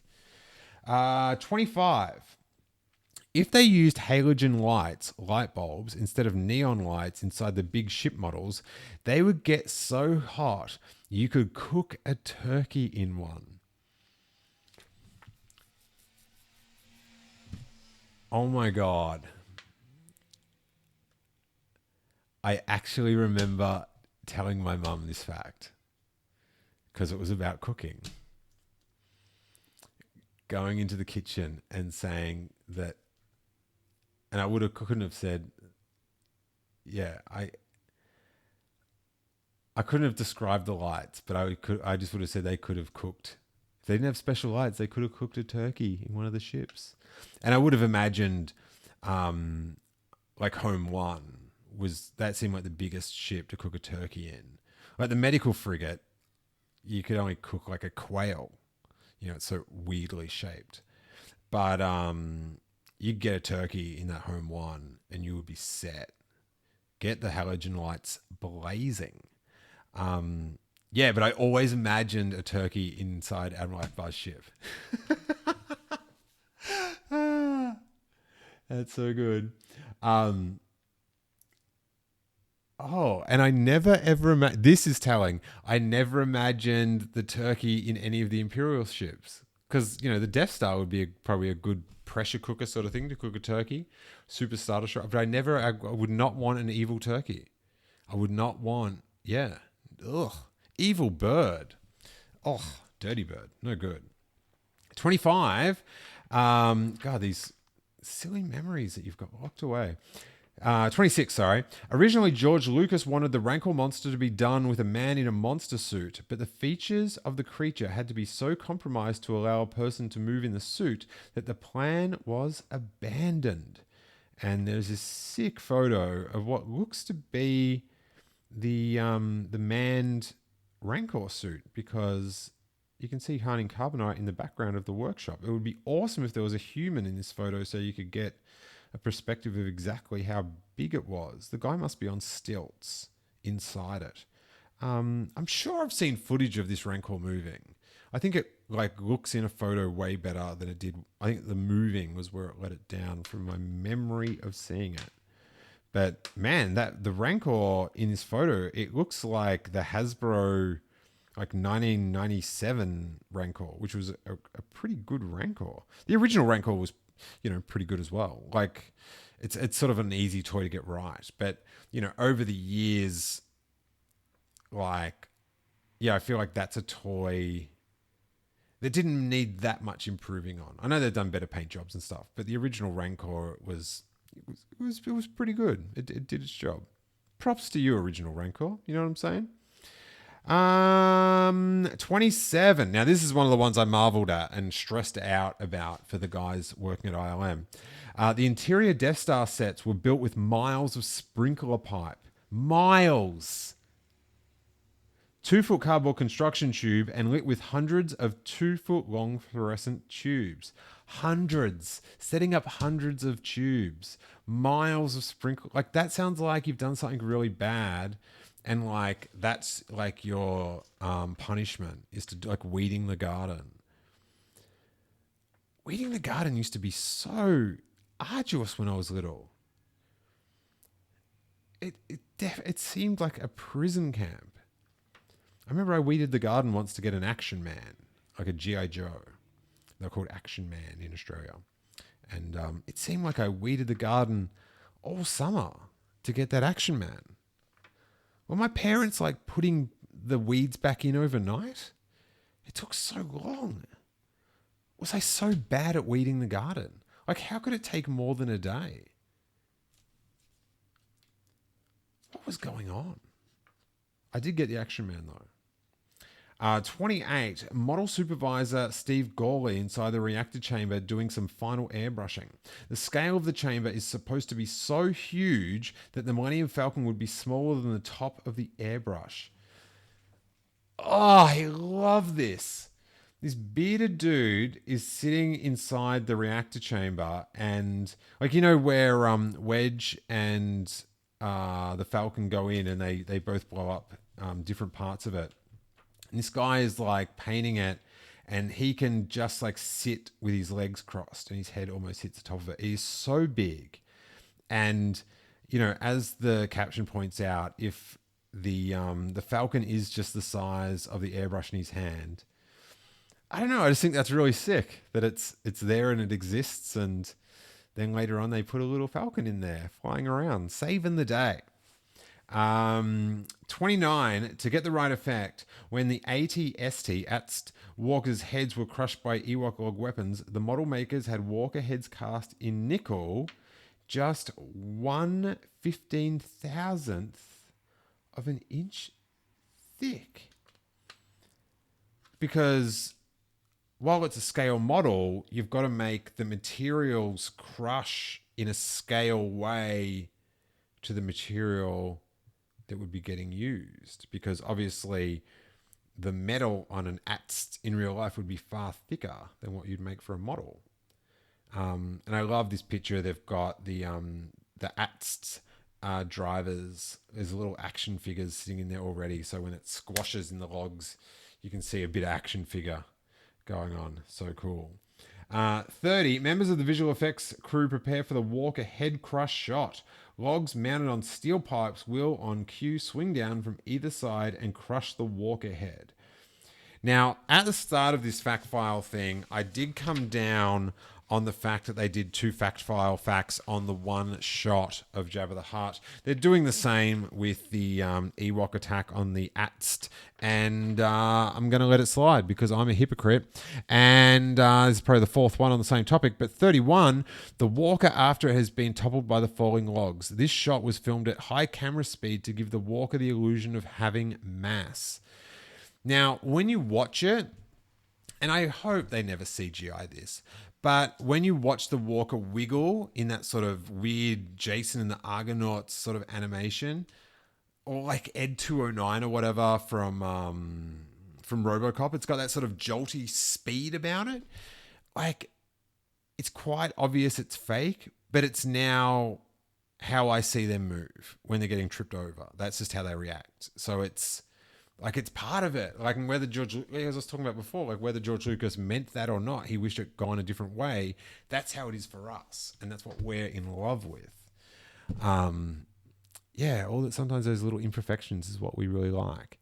32, because George Lucas felt that a lot of creatures in the cantina scene in Star Wars were too much like something from an Egyptian hieroglyphic panel, the model makers of Return of the Jedi deliberately set out to achieve a much more alien look to the creatures like Jabba the Hutt. And they did a bang-up job. Like, you got to give up for the cantina bar, like the Wolfman and the Devorian, is it, with the little horns? The Devorian devil. Great stuff. They're bad, but they're rad. That's why they're the best, because they're just in the film that we love, so we love them. But the creatures of Jedi were like amazing, and all the animatronic eyeballs and stuff like that, so cool. Now, this always intrigued me, this picture, and it's of like Harrison Ford's head with red light over it and Phil Tippett looking, and then on the TV in the background is his face in blue. Some lighting, and they're filming the melting scene in the Carbonite. Makeup and creature design supervisor Phil Tippett's hand manipulates Han Solo's head. Oh, so it's just a mask of Han Solo. Sorry, there is his face is so blown out with the red light. It's you can't see any part of his face. Oh, so that's the red glow. Oh my God. Okay, so that's the red glow that they just superimposed. I never realized that. I just thought it was some bizarre red light while they were filming. Oh my God. I guess I haven't seen this picture for a really long time. Okay. Wow. There is a video camera above the... there is a video camera above the film camera so he can watch the monitor and see what he is doing. The head is used as one element in the Han Solo decarbonization sequence. And then this photo with the four carbonation headshots of Han I always loved. There were 4 Han Solo heads made for the shot in case one take of the decarbonation wasn't enough. So I wonder how they don't really say what they did to it. Like they needed 4 to show the decarbonization, but what did they do? Oh well. 35. Model maker Charles Bailey works on a special mechanism he designed for the Imperial shuttle that must raise and lower the wings at the same time as the landing gear. Sick. So he's got this like skeleton of the shuttle Tidarium, because the way the wings like go up and the landing gear go down, that's poetry in motion, guys. Oh, like the shuttle landing on Endor. Whew. All right, 36.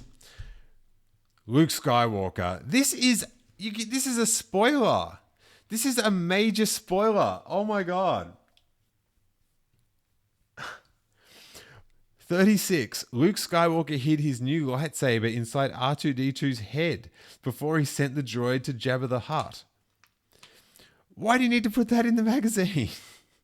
Sure, you get the amazing photo of Luke holding the green lightsaber, ignite the green. And however, he's not dressed like a Jedi. He's dressed like some really exciting hero. Not like a guy hiding out in the desert. But callbacks. That's a big spoiler to put in the magazine. 37, love this picture. And this is the picture that would have made me think I could cook a turkey in this bad boy.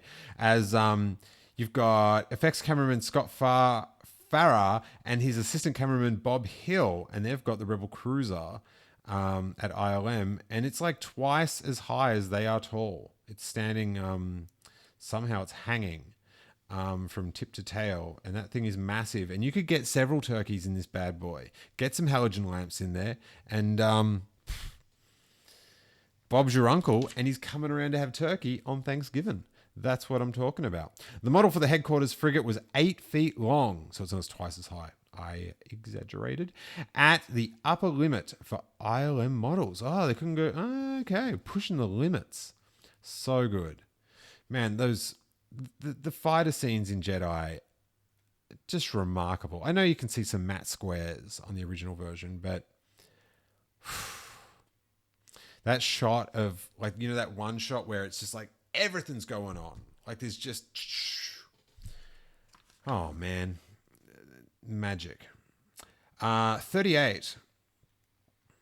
There are always so many lights inside the ship models that they must be cooled with fans or else they will melt. And we've got a shot here of the Tantive 4 getting filmed. Which... Was there a Tantive 4 in that fleet in Return of the Jedi? I guess there must have been. Because there's another photo of it. At number 39, to make the lights and model makers...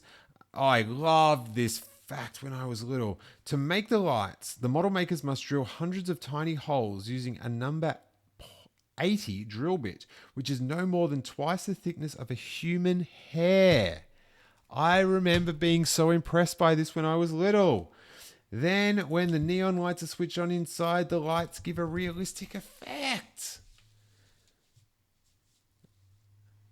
Like, I know we've got to do the, you know, it's like you get better effects with the, or do you? I think maybe the best visual effects combining the two is scanning the models and then into a CGI environment, because Phantom Menace, like they were models scanned in and they were crisp. Whereas, you know, when you get down to that big scene in at the start of Revenge of the Sith with above Coruscant, it's a bit frosty. It's all like CGI frost, just like the edging. Whereas like the shots of the Naboo fighters in the Phantom Menace in space, they're like all the lines are quite sharp.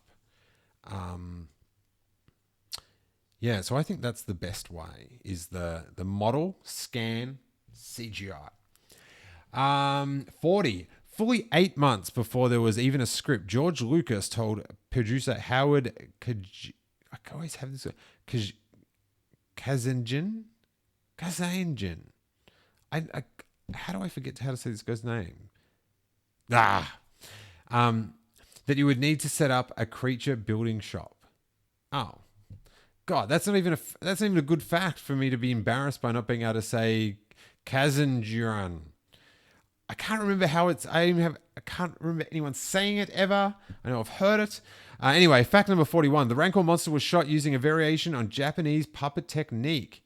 3 operators moved the puppet while the camera was shot at 3 times the normal speed to give weight to the monster. I love all that shooting at different speeds. So yeah, it gives it more girth. I love all that. That's really cool. 42. Wow, the images on this. We'll get some good pictures up on YouTube. The matte painting team produced 45 paintings for Return of the Jedi. And there is something so elegant about all these matte paintings they did before they have effects put on them. Like the effects are amazing, but just seeing them as paintings without effects, where it's not often shown that it's like a sci-fi film.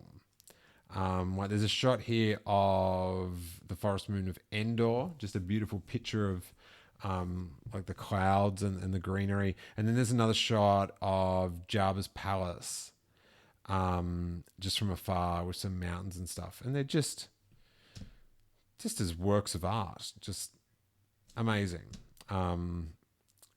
Again, you understand why they don't use these sort of things anymore, but man, they're cool. Do you know what I mean? They're really cool.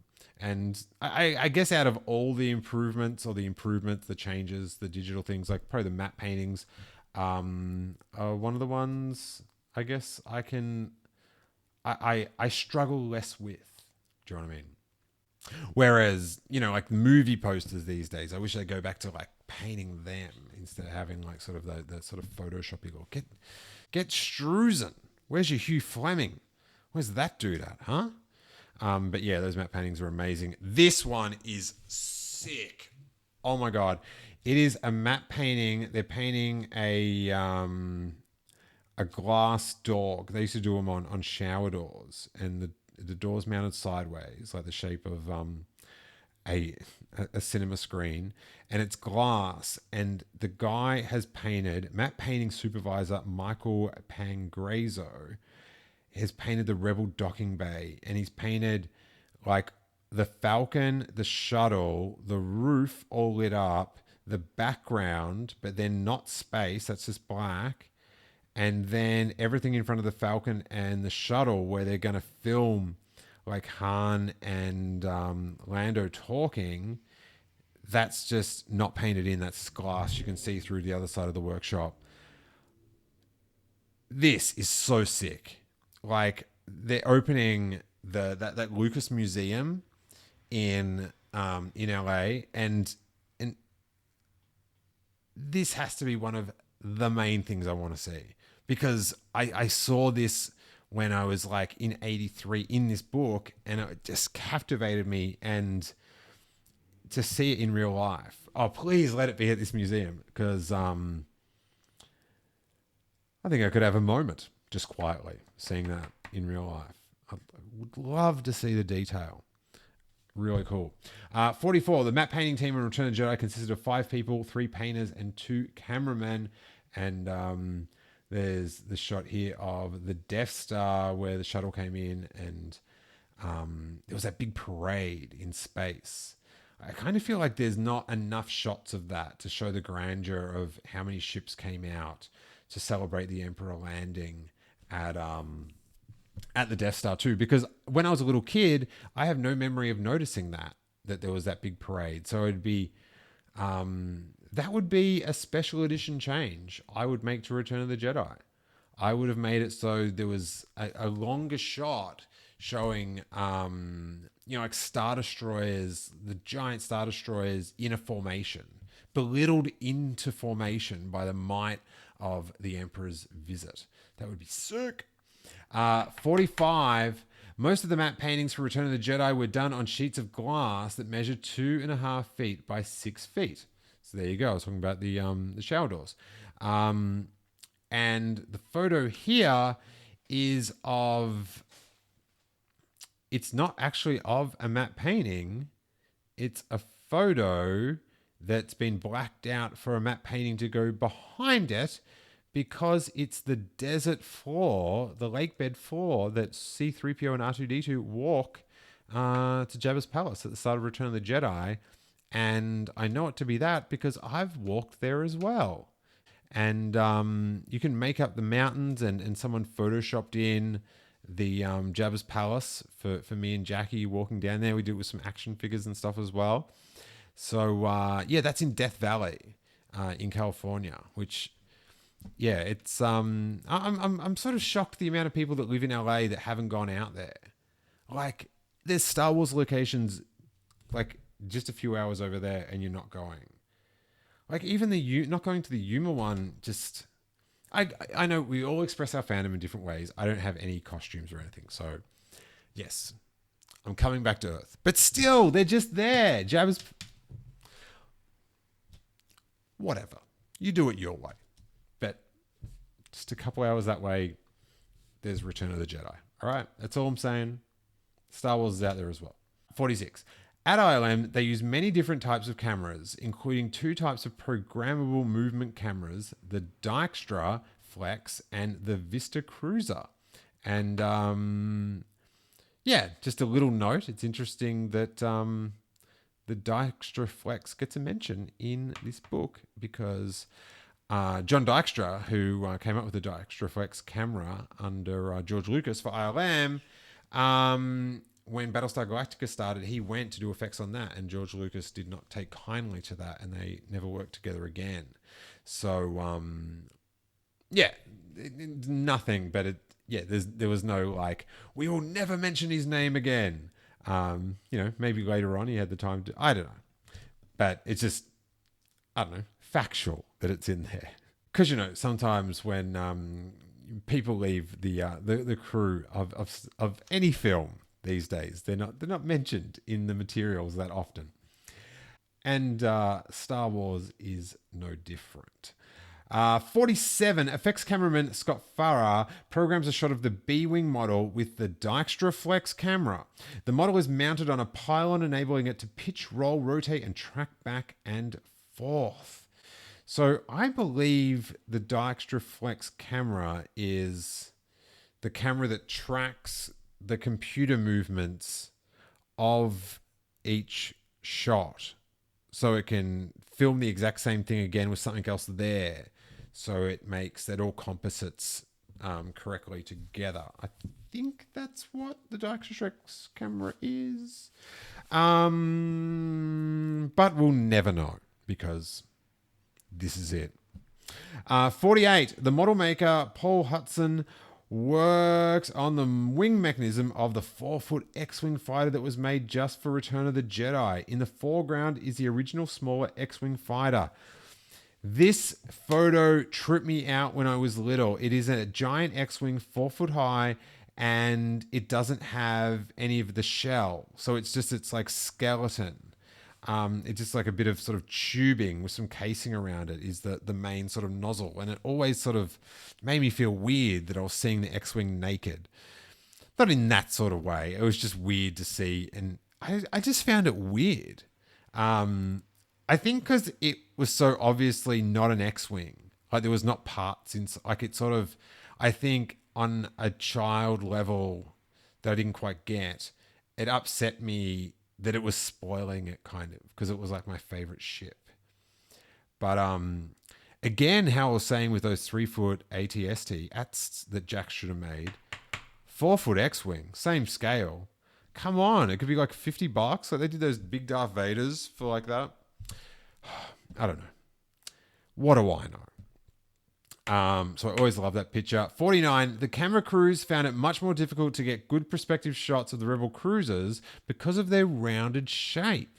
In general, they found shots of the Imperial Star Destroyers much easier. Interesting.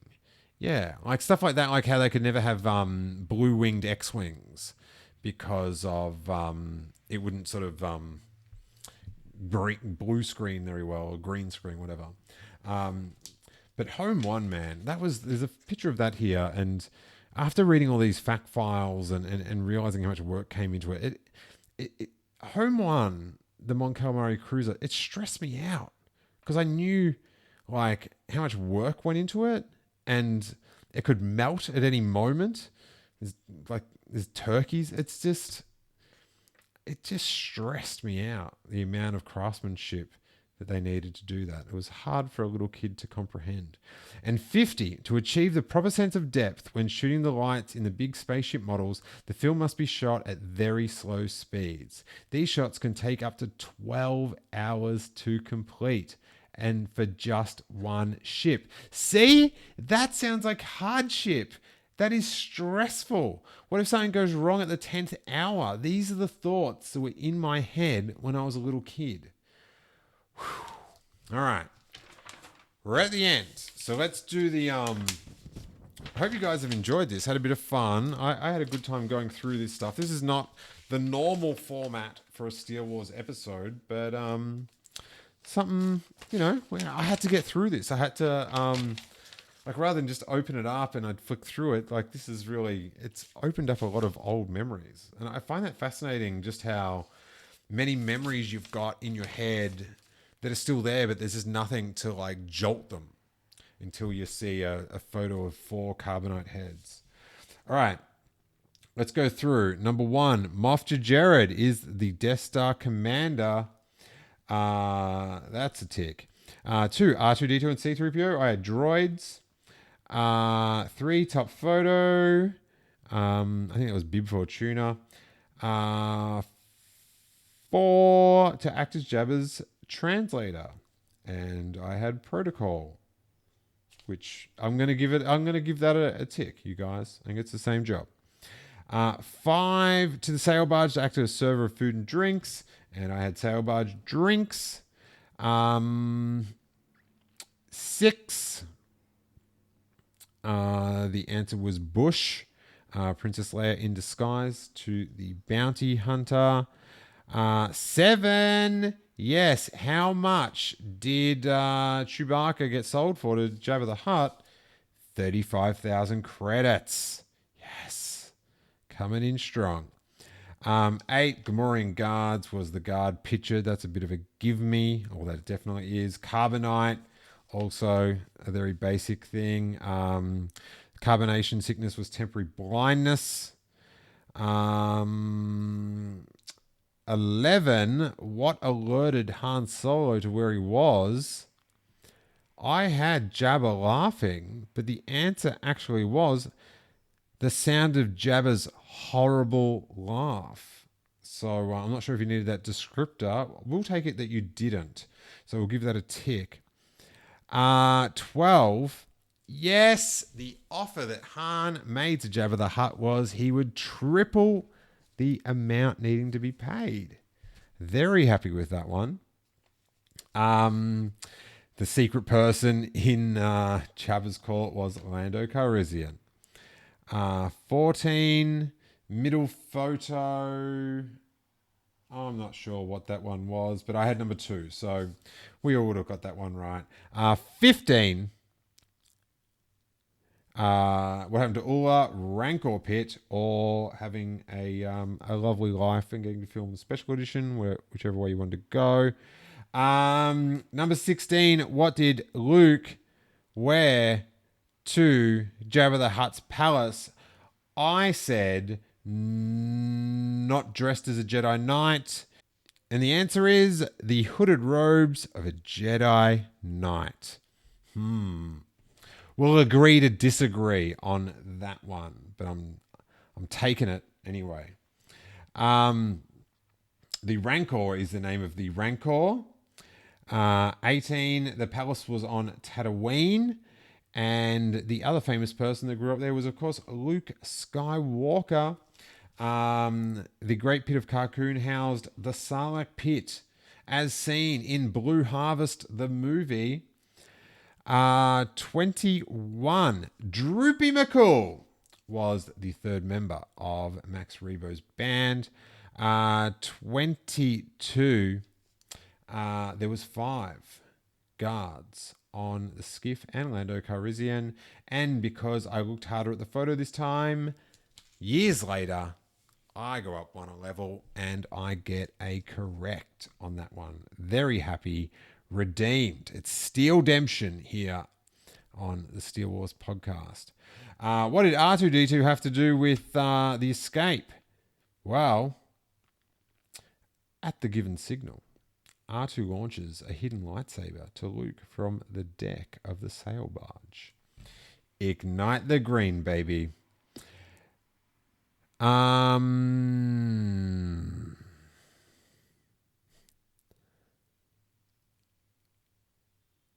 What hair did Princess Leia have? Drawn back into a decorative metal hair ornament, terminating in a single loose braid. I had tied back in a bun. Is that right? I'm taking it. Taking it, fools. This challenge stage has gone perfectly thus far. How does Leia die? How does Jabba the Hutt die? And that is a Leia getting a sweet choke. 26.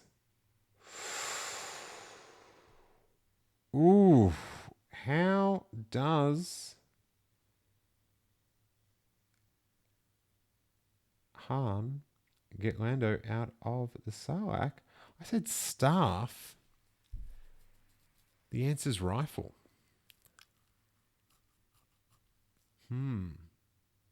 Interesting. I'll take it as a no. I'll take it as a no, you guys. I'm going to go by the Jedi Master quiz answers. I'm not here to question the Jedi Master quiz unless I am. And I'm going to take an X on that one, you guys. I'm going to be the bigger man about it. Staff, rifle. Sometimes I use my rifle as a staff. And vice versa. 27. Salacious Crumb pulls out C-3PO's eyes.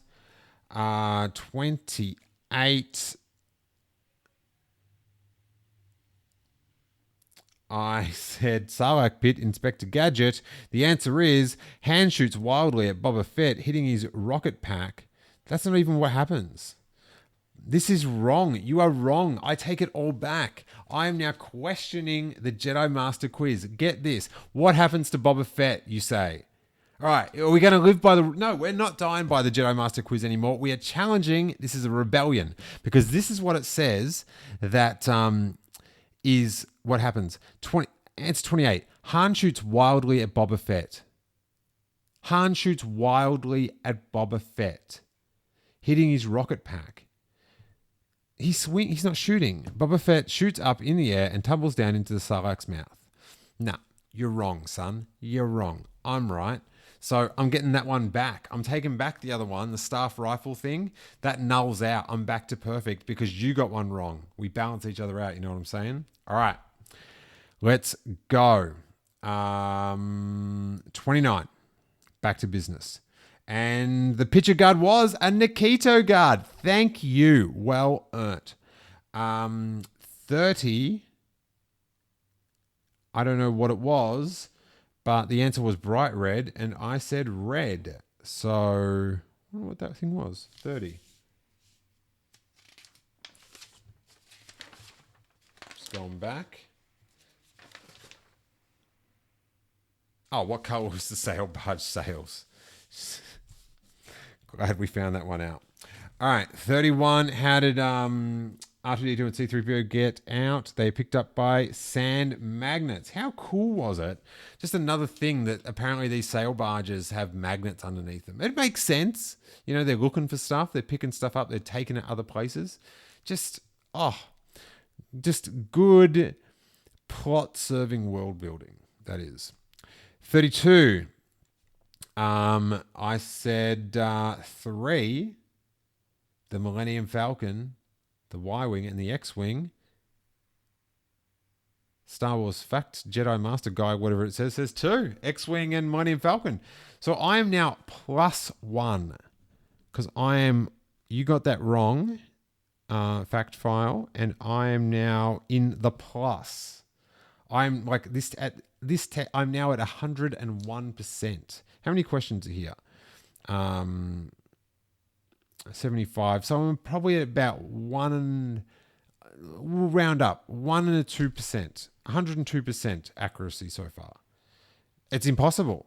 How can you get more than 100%? Because because you messed up. So now I'm ahead, 102%. Your questions were right for 98% of my answers. Quiz. Okay. Good to know the late nights being a father have not affected my sanity at all. I'm now arguing with a quiz. So I'm +1 anyway. Just because I know it's wrong, it doesn't mean I'm not going to keep sticking it to the quiz, that I am better than it. 33, where did the 2... I do think there is the case that they left the Y-Wing. So I can totally... I can go for that. I'm not sure if possibly in a comic book they showed the Y-Wing attached to the Millennium Falcon underneath.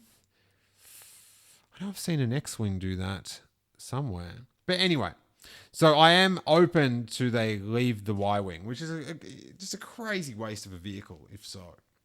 But I am open to it, you guys. Where'd they go? They went to Dagobah and Home 1. And we can ask who set course for Dagobah. Han, Leia, Chewie, Lando, and C-3PO go to rendezvous with the Rebel fleet. And Luke is keeping a promise to Yoda that he would return and finish his training. As pictured in the trivia question, how did Vader greet Palpatine? As in the photo above the question, he kneels. 36. He announces that the Death Star will be completed on schedule. Yes, thank you. I am doing very well. Well, I'm doing 102%. So that's exceptional. That's more than anyone could have predicted in a rational universe. Oh no. Oh no. 37. Royal Guards is the answer. 38. I said that Luke wants to seek Vader out. But what's actually says is that he senses Vader's impatience to seek out Luke Skywalker again. Oh, no. I am back. I am back to be patient and wait for Luke to come to him. Yes. 102%, baby. Holding firm. 40, the white lie was that Yoda was not looking very ill. And he replies, when 900 years you reach, look as good you will not.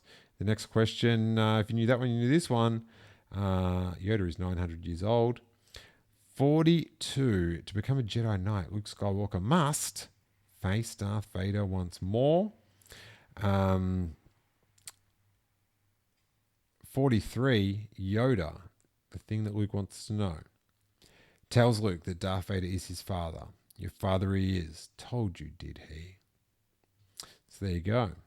Anakin Skywalker is the name of his father, not mentioning whether they mention it in A New Hope again or not. 45. Ben feels his terrible mistake was to attempt to train Anakin Skywalker himself in the ways of the Force because he was not as good a teacher as Yoda. Anakin was lured to the dark side. We'll take that one. 46, they say it's called the Headquarters Frigate. No, it's Home 1, buddy. So I'm up now 104%. Dude, I'm calling the true fanhood in on this quiz. Headquarters frigate, indeed. Mon Mothma is the leader of the Alliance. 48, that's Admiral Akbar. 49, we lost Bothan spies. And then in brackets, it rubs it in with the information turns out to be inaccurate. Oh, what a burn. Oh my God. They died for no reason. Brutal. The hologram in the middle of the conference room was of the Death Star's interior tunnels and main reactor. Well, and the forest moon of Endor was in there as well, buddy. But we'll call a line ball on that one. Lando was promoted to General. 52, he was to lead the Rebel fleet attack on the Death Star. 53, Han was also promoted to General, which is sort of what I wanted to say, but then I was just like, why would both the answers be General? They're both generals. That's weird. They're both, I never really thought that before. They're both an even rank in the alliance. But then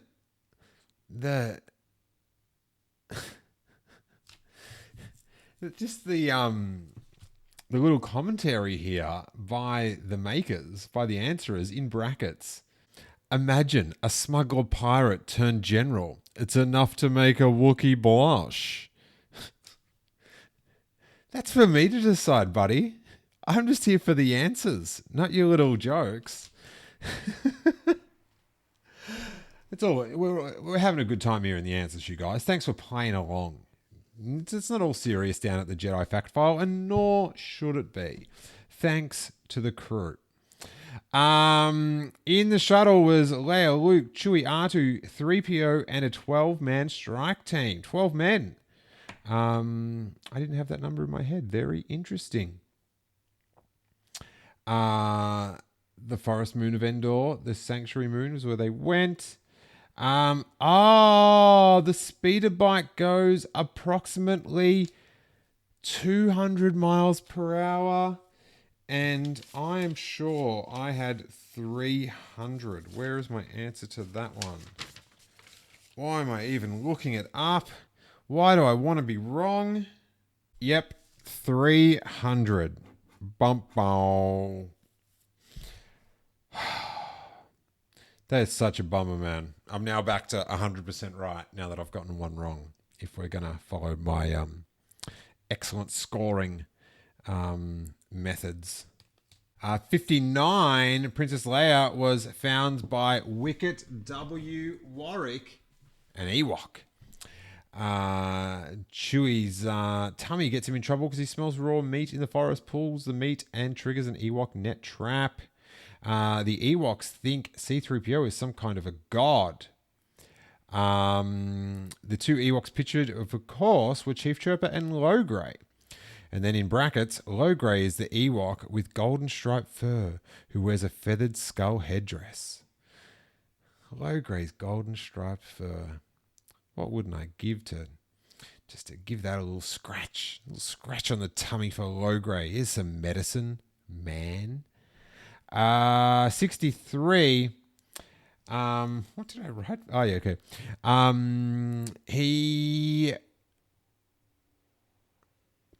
63, Luke uses his powers to levitate C-3PO in the air as proof that 3PO wishes his friends to be released and is growing angry at the Ewoks' refusal to do so. 64, Luke, of course, tells Leia he is his... 64, Luke, of course, tells Leia that she is his twin sister and that Darth Vader is their father. 65, Pablo steals an Imperial speeder bike. Thanks, buddy. 66, the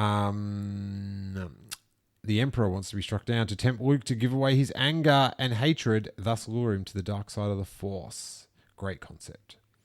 67, the Rebel fleet is trapped between the invisible deflector shield and the Imperial fleet, which has hidden on the far side of Endor. Bit too much information there, Jedi Fact File. Could have just said Death Star in the fleet, you know, buddy.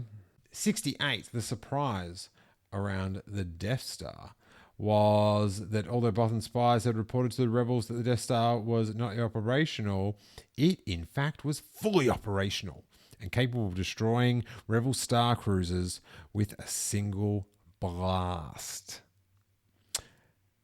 69, I said Akbar's initial reaction was, it's a trap. They say Akbar's initial reaction is to retreat, but Lando persuades him that this may be their last chance the rebels have to destroy the Death Star. The attack continues. Old Admiral Akbar, huh? Wanting to retreat. Any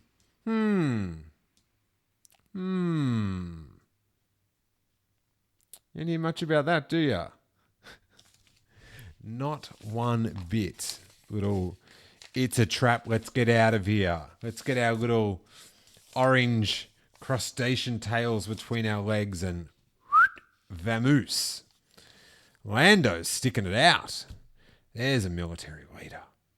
Don't get upset. I love Admiral Akbar. Just playing. They're just jokes about made-up characters that we really like.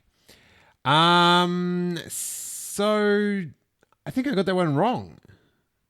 So I'm down to 2 wrong, but, you know, these guys have been wrong as well. 2 wrong, let's just say. Number 70, Luke's saber is blocked by Darth Vader on the Emperor. The pictured vehicle was an AT-ST, all-terrain scout transport, a 2-legged Imperial Walker. 72, what upsets little Luke is when Vader reveals that he has read in Luke's mind that Princess Leia is his sister, and Vader threatens Luke that if the young Jedi cannot be turned to the dark side, perhaps his sister can be tempted or coerced to do so. Reading that answer, I don't know, when you're a little kid, that I don't know if I would have picked up on all that without reading this at such a young age. But like, that is a good answer to a question. Very in depth. That is like a 6-line answer to a question, where some of the other ones are blue. 72. Vader's last wish is to remove the mask, though for once and the last time he can see Luke Skywalker with his own eyes. The pilot next to Lando Calrissian is Nien Nunb. And during the Ewok celebration after the destruction of the Death Star, Luke Skywalker is met with the images of Obi-Wan Kenobi, Yoda, and Anakin Skywalker. Oh, there's some credits. The Jedi Master quiz created by Felix Dennis. The Jedi Fact File created by Chris Rowley. Special thanks to Kathy Whippert and Anita Gross at Lucasfilm. Designed by George Snow. I'm glad they're credited. Thanks, you guys. Thanks, Felix. Thanks, Chris. Thanks, Kathy and Anita at Lucasfilm. And thanks, George, for for me, an iconic, very 80s magazine layout. It was perfect. The way it was so cool. And now to rate your results. You've marked how many you've got. Play fair. Unlikely anyone got this, but 1 to 5 correct. Where have you been all year? Or the last 5 years for that matter. Report to 88 in Jabba's boiler room for a little heat treatment on your feet and brain immediately. Which is pretty brutal if that's what you got. That'd be a tough reality check. 6 to 10 correct. You're a lazy squid head. And then in brackets it says one of Jabba's creatures. Because if you got 6 to 10, you wouldn't know that. Gold. And must see the movie at least 5 more times. Maybe 10 more times. That's not so bad. That's a pretty good punishment. 11 to 25 correct. This is somewhat better than the Rancor might score, but only on par with a Gamorrean guard. Oh. See Return of the Jedi 3 more times and try again. 26 out of 35. Pretty average, really. You might be permitted on a mission entrusted with task of giving C-3PO an oil bath or bringing bad news to Jabba the Hutt. 36 to 45 correct. This is a reasonable score, but we wouldn't exactly recommend you to take controls of the Millennium Falcon. Unless it was on autopilot. 46 to 55 correct. Confirmed Star Wars addict. Good score. And consider yourself the recipient of the Han Solo Modesty Award. You're probably knowledgeable enough to outbargain a Jawa with a sandcrawler full of droids. God, that's a big jump. If you got 45, you're not allowed in the Millennium Falcon unless it's on autopilot. You get 46, you're a confirmed Star Wars addict. 56 to 65. If you are absolutely certain that you did not cheat, then you are already a friend of the Rebel Alliance. Report to Mon Mothma for your orders. If a Mon Calamari, report directly to Admiral Akbar. Does Mon Mothma don't want to deal with the Mon Cal? What's going on there? 60 to 70 correct. Outstanding score. Quite definitely commander material, and consider yourself an honorary member of the Ewok tribe as of this moment. So I think that's what I got when I was little. So I've been an Ewok tribe member for a long time now. But as I got 2 wrong, I think, but they got 2 wrong, that means we're even. But I'll take the 2 wrong. But still, I end up in the top bracket. I hope you did too. It's fine if you didn't. I'm not going to burn your feet like 88. But if it's 71 to 75 correct, awesome. But beware, as a full Jedi in training, the dark side is a constant threat. Report to Luke Skywalker for further instruction in the Force. At the time, that sounded like that plan could not go wrong. But in 2019, Luke Skywalker doesn't have the best track record for training Jedi. Even that fact is upsetting my son, who is sitting behind me. All right, I won't bring it up again. Chill out. So, yeah, a bit of a different episode, you guys. But we had to get it done to go through this Jedi fact file. And if you enjoyed this episode, this style of episode, a bit different from our normal interview style, let us know on YouTube comments or on Twitter. Let us know how you went on the quiz. What were your sources of the key, the fundamental Star Wars bits of knowledge? I would say this one, and then I think my next big milestone would be Steve Sansweet's concept screen to collectible. That was the next sort of thing to cherish and absolutely devour. Maybe one time we will do that as well. If you want to see that, let us know in the comments. If you're listening on iTunes, I would so appreciate a sweet 5-star review. It bumps us up the rankings and lets other people know what's going on. If you want to support the podcast in a small financial manner, you can join our Patreon, and Patreons get bonus episodes, audio episodes every week. Sometimes a couple a week. I do listener Q&As with you guys, and also have some bonus shows with some other podcasters where we talk about, we do a Star Wars history podcast with Horst Burkhardt. We have just a general whatever happens Star Wars chat show with Robbo on the Robbo Report, and you get access to our vast archive, over 500 previous episodes, including in-depth interviews with the likes of Ben Mendelsohn, Sam Witwer, Steve Stanton, and so many more great chats about Star Wars. Thank you guys so much. If you want to grab a t-shirt, maybe it's the Wear Home that I'm wearing now. Your Snoke Theory sucks. Have you seen him? The Chicago sports reference. We've got a restock of that back in. Check that out at steelewars.com or merchostore.com. Thanks so much for listening or watching. So appreciate it. And may that Force be with you.